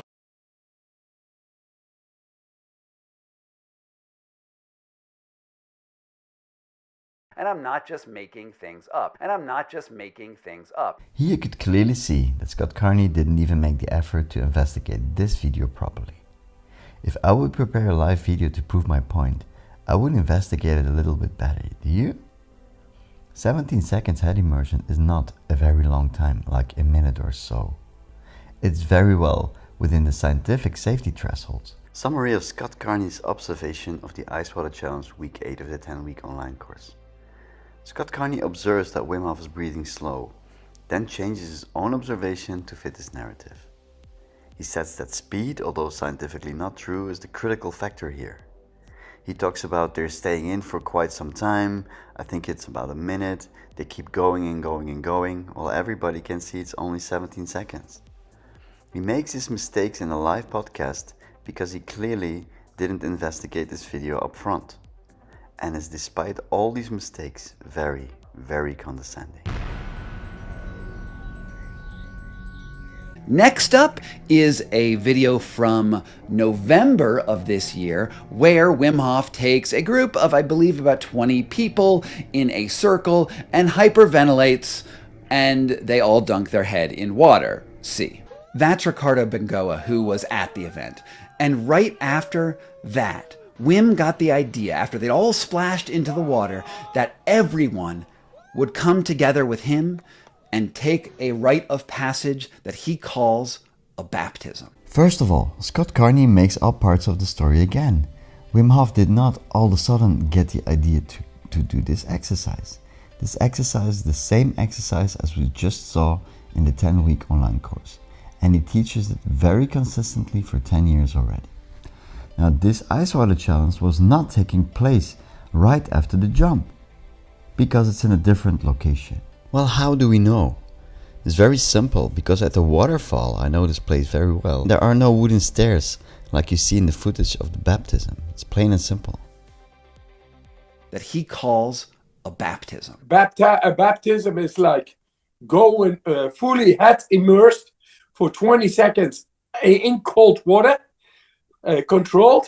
And then he just said, okay, we're going to breathe 10 times. And we're going to hold our breath for 20 seconds, underwater.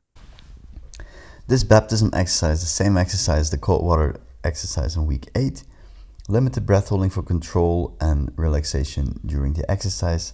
Like we saw in the 2023 study, since the breath hold is limited to 20 seconds, the 10 conscious breaths up front help to relax and focus, but have no influence on the oxygen levels, not even with a full inhale. Ricardo Bengoa enthusiastically joined the circle, and one of the members there later posted a video of the whole ceremony on the internet. It shows Wim leading the whole group in a series of 12 deep breaths and then a full inhale before submerging their heads together in the water. Ricardo Bengoa enthusiastically joined the circle. Ricardo Bengoa was a little less enthusiastic when he discovered how his statements in this interview with Scott Carney was misused. Ricardo Bengoa was very clear about how he felt himself treated and stated, "You cut snippets to fill your narrative. This is yellow journalism. You are better than this." Conclusion: Scott Carney is not only misrepresenting also this footage based on wrong scientific assumptions and not taking into account breath hold duration, but he's also misrepresenting a witness that he interviewed in order to try to fit his false narrative, which Ricardo Bengoa clearly didn't like.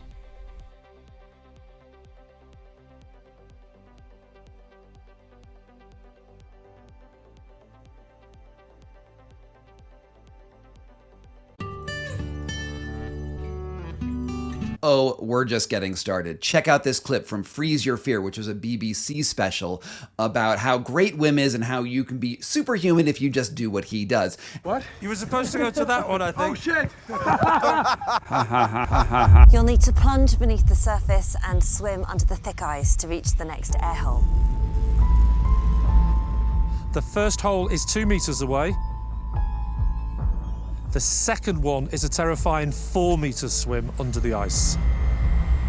You'll be attached to a safety line, and there are some specially trained divers under the ice. So if you get trapped, they can drag you to the surface. I love this game! Oh my God. Oh, there he goes.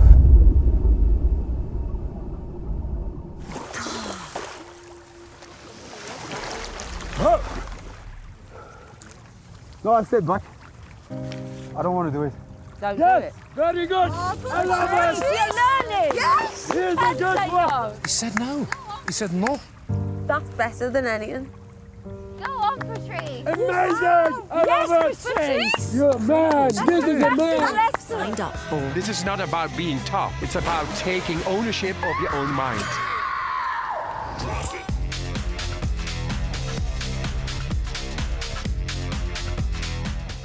Finally, because there is no competition, keep to your feel, to your sense and to your logic and see how much you can do.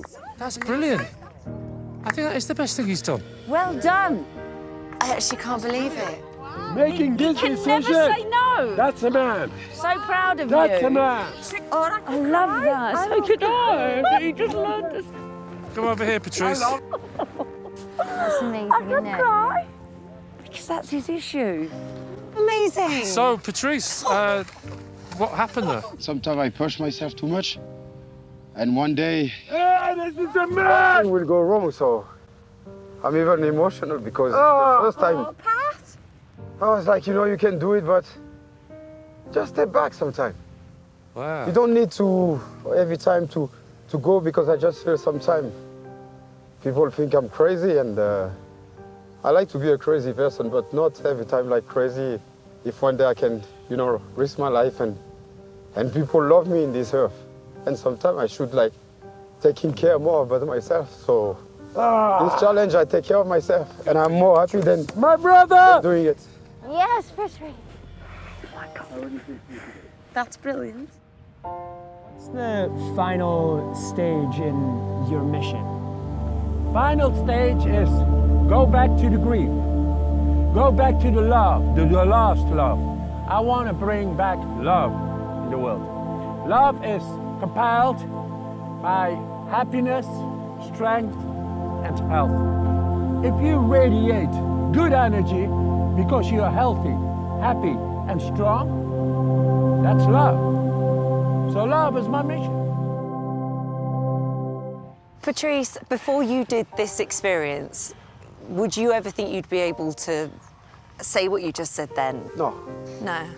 I will never think that, and I want to say thank you to all of my guys over there.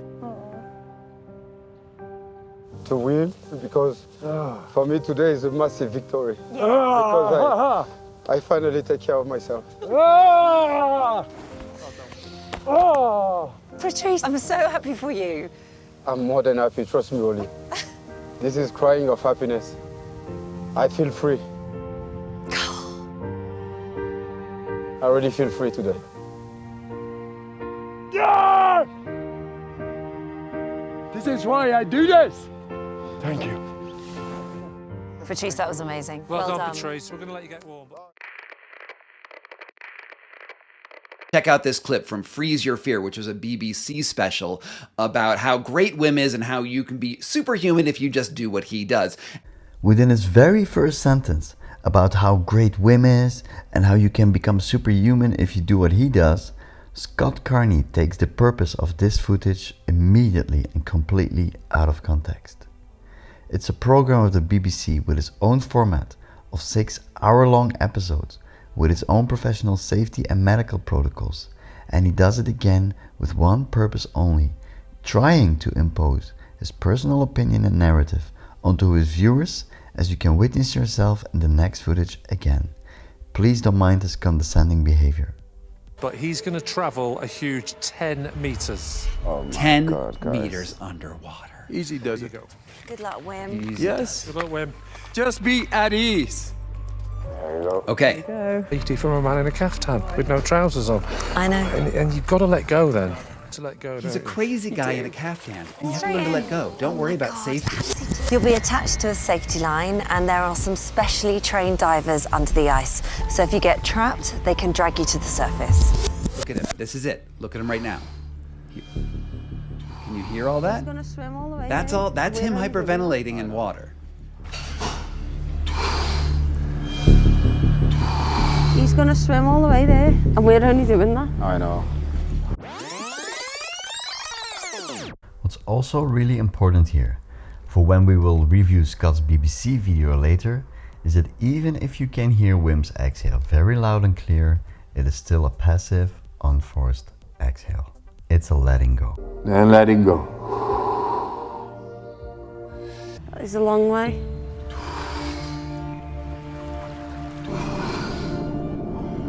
Look at him, he's in the zone. Full deep breath inhale, right?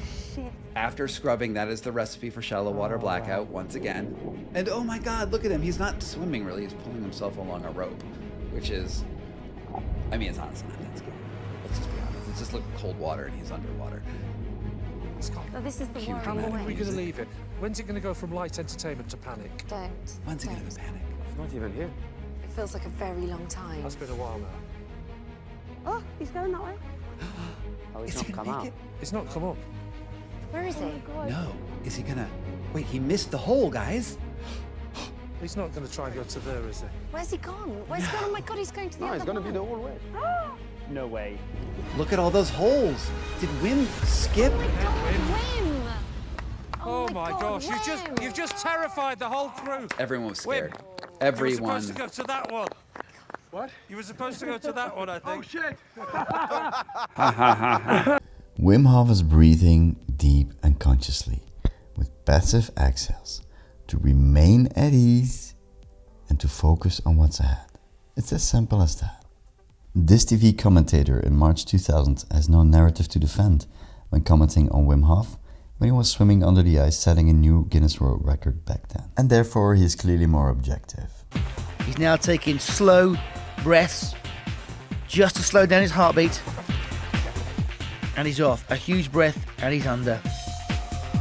So if you want a more realistic perspective, we can remove Scott Carney's opinion and listen to the TV commentator of Wim Hof's Guinness World Record attempt of 2000 on top of this footage, which would look like this. Slow breaths just to slow down his heartbeat. He's in the zone. And he's off. A huge breath and he's under. Oh, shit. Oh, wow. Wim Hof is an extreme athlete and did this stunt in 2000 when he swam 57.5 meters under ice water. So for Wim Hof, 10 meters is relatively short. That's why the participants, out of safety, only did 2 to 4 meters, or even do it at all. Now to put Wim Hof's 10 meter under the ice on the BBC in perspective, the world record for swimming under the ice is 120 meters since 2021. Scott Carney would say he is hyperventilating because you can hear him breathe. And Scott Carney would say he's taking a full deep inhale for packing his lungs up to 90% full with air.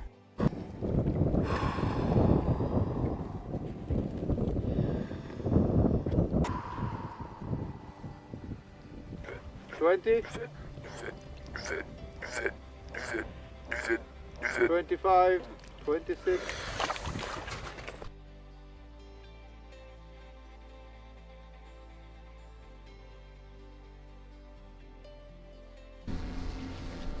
$60 meters.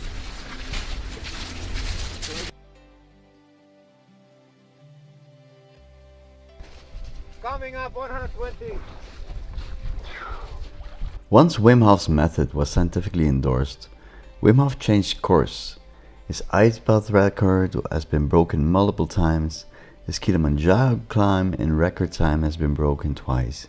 His swim on the Icewater record has been broken. Wim Hof gave up record attempts a long time ago. He didn't care about records anymore. He cares about helping people with his method. That's it. And that's his mission. Scott Carney did not tell the truth. Deliberately changing original footage by taking it completely out of context and leaving out crucial information and imposing your own false narrative to it is not a leading example of journalism integrity. And making fierce accusations to someone you once called a friend without the science to back it up and defending your narrative by deliberately changed footage is not a leading example for journalism nor for human integrity. Scott Carney accused Wim Hof of teaching people deadly hyperventilation in water, and my prime goal was to scientifically prove that Scott Carney was not telling the truth. Now, based on the science presented in this video, Wim Hofs Icewater challenge, 10 deep conscious breath followed by a controlled 20-second breath hold, head immersed in cold water, is very well within the safety thresholds and is 100% scientifically safe.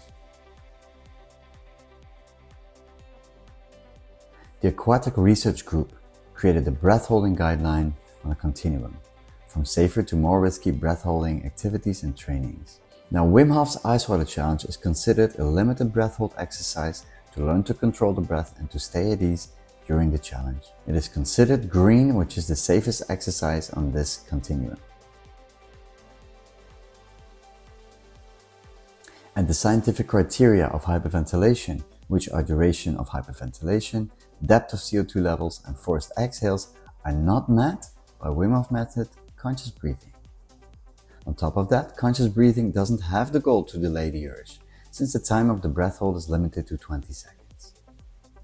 And therefore, based on the purpose of conscious breathing, and based on the scientific criteria of voluntary hyperventilation, conscious breathing cannot be considered hyperventilation. And with these facts, Scott Carney's false story falls apart. What Wim Hof teaches in the water is not hyperventilation, but conscious breathing to prepare for the challenge. And it is not deadly, it's 100% scientifically safe. Shallow water drowning or underwater hypoxic blackout is an insidious way of drowning, and most people don't even know it, or they don't really understand how something so seemingly innocent can go so horribly wrong. And it can happen to anybody. So it needs awareness. It mostly happens to experienced, well-trained freedivers, skilled swimmers, spearfishers who are aware of the risks. But since the main problem with shallow water drowning is prolonged breath holding, it can also happen to our children, who just out of curiosity try how long they can hold their breath in their local swimming pool or in their backyard, especially if they hyperventilated before they play their breath hold games. So always be aware if children are hyperventilating and playing breath hold games, especially around or in the water. A very good website to check out is shallowwaterblackoutprevention.org. There is a lot of precious information and prevention tips for shallow water blackout available, so blessed. Scott Carney wanted to create more awareness on shallow water blackout, but in his recipe of shallow water blackout, he forgot the most important ingredient: prolonged breath holding.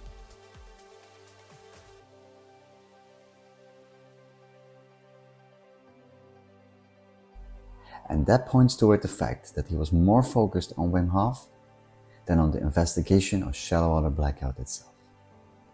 And one of the results of Scott Carney's videos is that some people got scared to practice the Wim Hof method. I received tons of text messages of people who were concerned after Scott Carney's accusations hit the Belgian press and when journalists called me for a response to his claims. Scott Carney is an investigative journalist who has made his mark in the past, but earlier accomplishments don't give you a wildcard to just do your thing without limits in the present nor in the future. Scott Carney didn't honor his job as an investigator. His narrative was built on wrong assumptions like hyperventilation is hyperventilation. Another wrong assumption was 10 breaths absolutely can cause hypoxia. Science shows it's not true.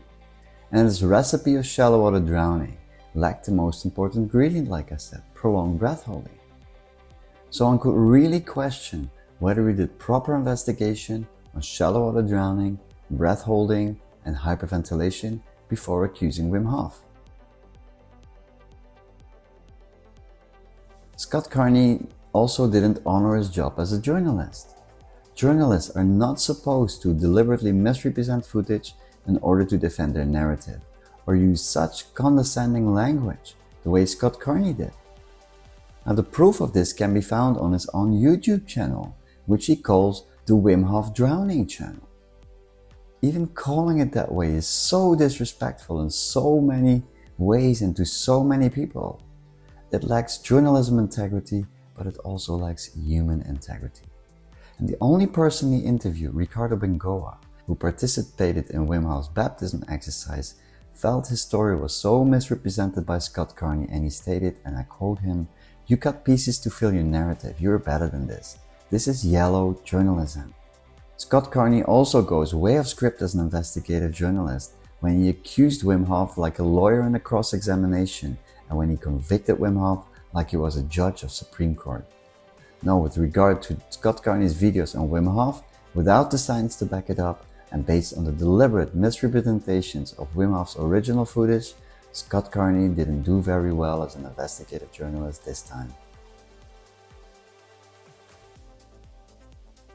I'm not saying Scott Carney's intentions are 100% bad. His initial intention was to raise awareness on shallow water drowning, no doubt. But his intentions aren't pure either. Yes, Scott Carney tried to convince his followers that his intentions were pure and that he was only reporting facts. People are not stupid. People are not stupid.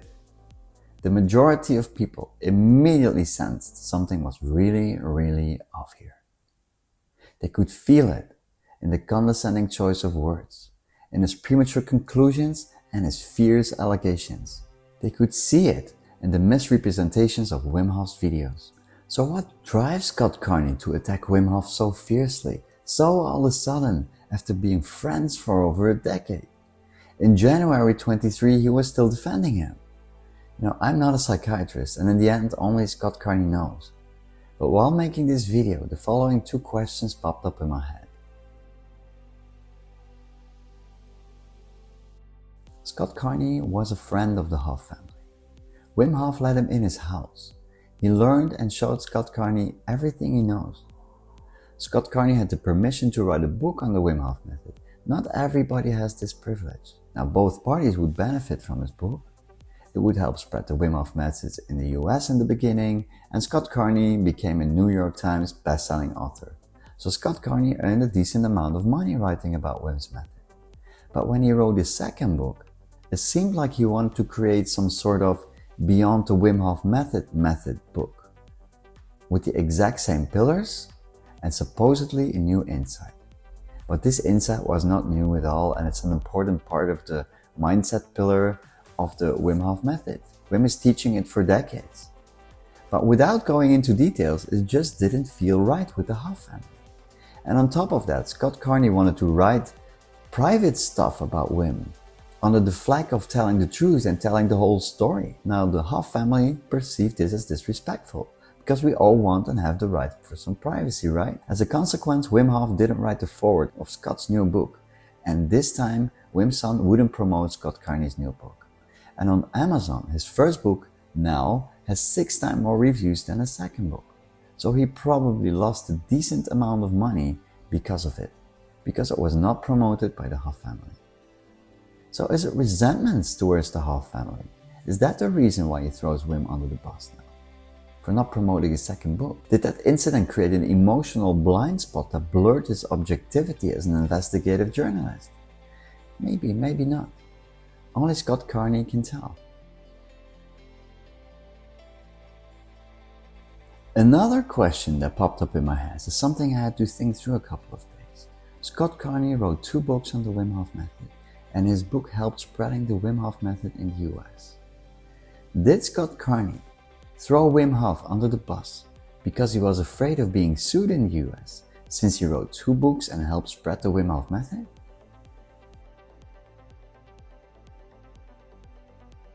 Scott Carney says he really cares about the people who have drowned, and I believe he does, and we all sincerely do. These accidents are tragic and more awareness for shallow water blackout is needed. And that's exactly why he could have chosen another path, the path of an investigative journalist, without the emotional blind spot, whether it's resentment or fear. He could have thoroughly investigated the circumstances of these tragic accidents. He would have asked simple, basic questions that would have provided insight on why on earth people were doing intense breathwork with prolonged breath holding in swimming pools.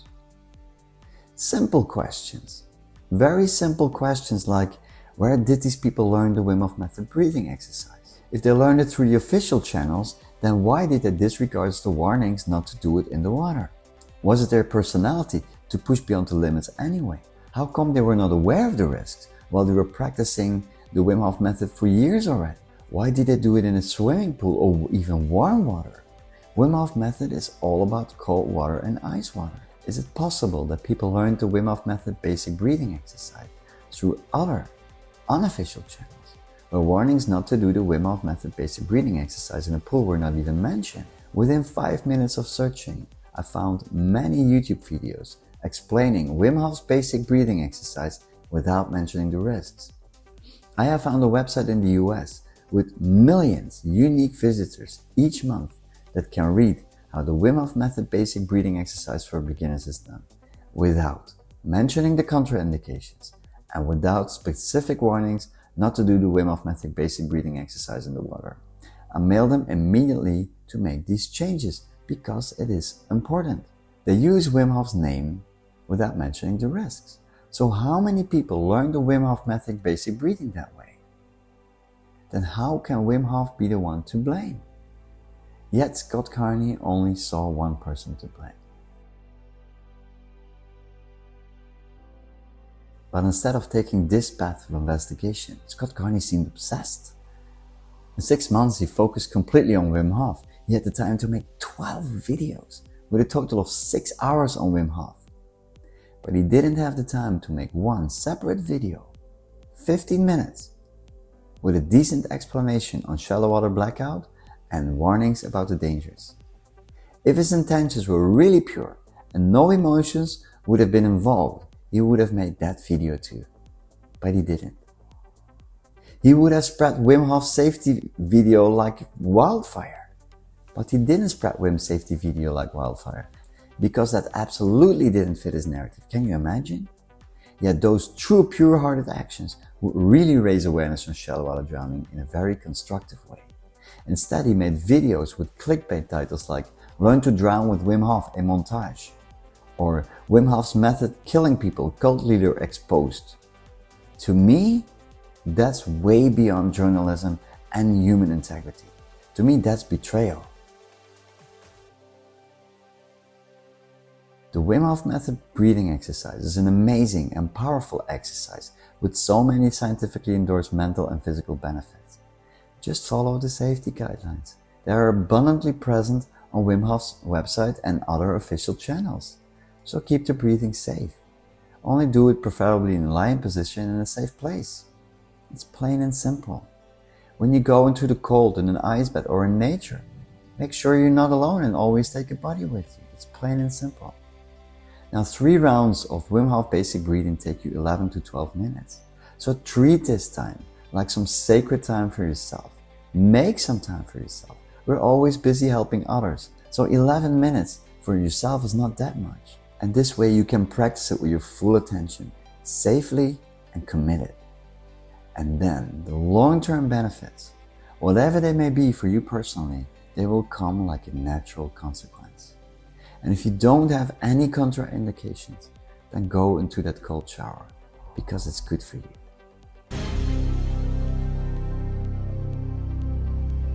At first my aim was to prove that what Wim Hof is teaching in the water is scientifically safe.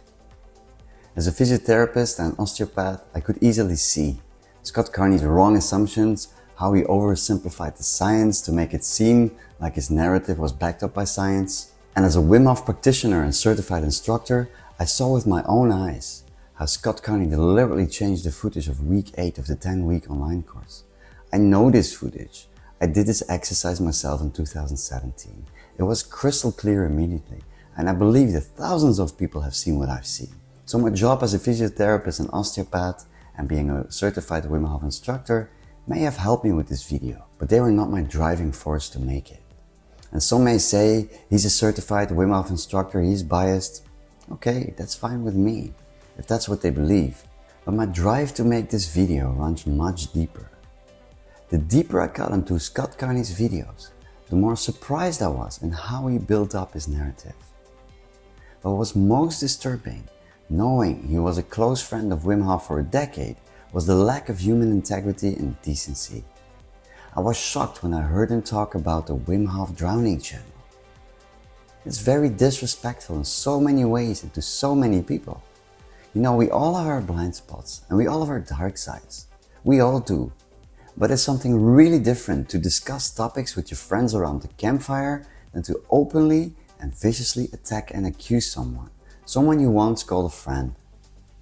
Without the science to back it up and by deliberately misrepresenting Wim Hof's footage. And that is just not right. And Scott Carney himself may see Wim Hof as a prophet and a madman. When I see Wim Hof, I see a human being who is, despite very well known all over the world, he's very open about his personal life, the mistakes he made, the hardships he went through.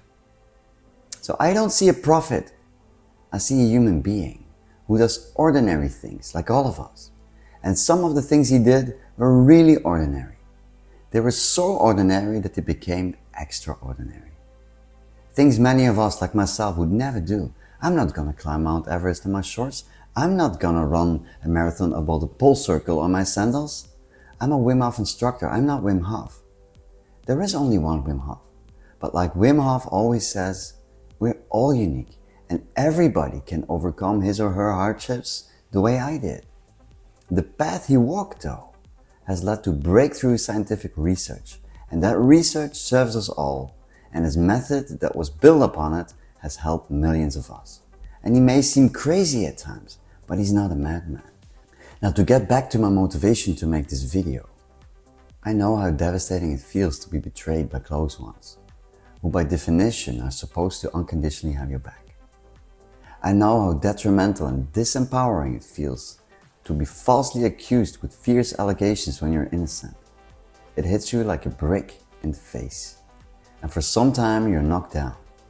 You're overwhelmed with grief and emotions and you don't know what to do. You just don't know what to do. And for some times you bear the allegations and accusations and you let it go. And for some times you try to ignore it and let it be. But when it keeps going, at some point, your own integrity takes charge and you stand up. And the powerlessness and indifference to just watch, let it happen and do nothing, it stops. It stops. And that's how I overcame my own hardships. And just like now, with the wisdom in your gut, the truth in your own heart and the scientific knowledge in your own mind, it was time. It was time to bring back justice to the injustice that Scott Carney tried to impose on Wim Hof's character and Wim Hof's amazing teachings. And I honestly believe that one day in the future, Scott Carney will look back and will regret making these videos on Wim Hof that he made. So not being a physiotherapist and an osteopath, not being a certified Wim Hof instructor, justice, lovely people, was my driving motivation to make this video on the safety of Wim Hof's amazing teachings. Thank you for watching.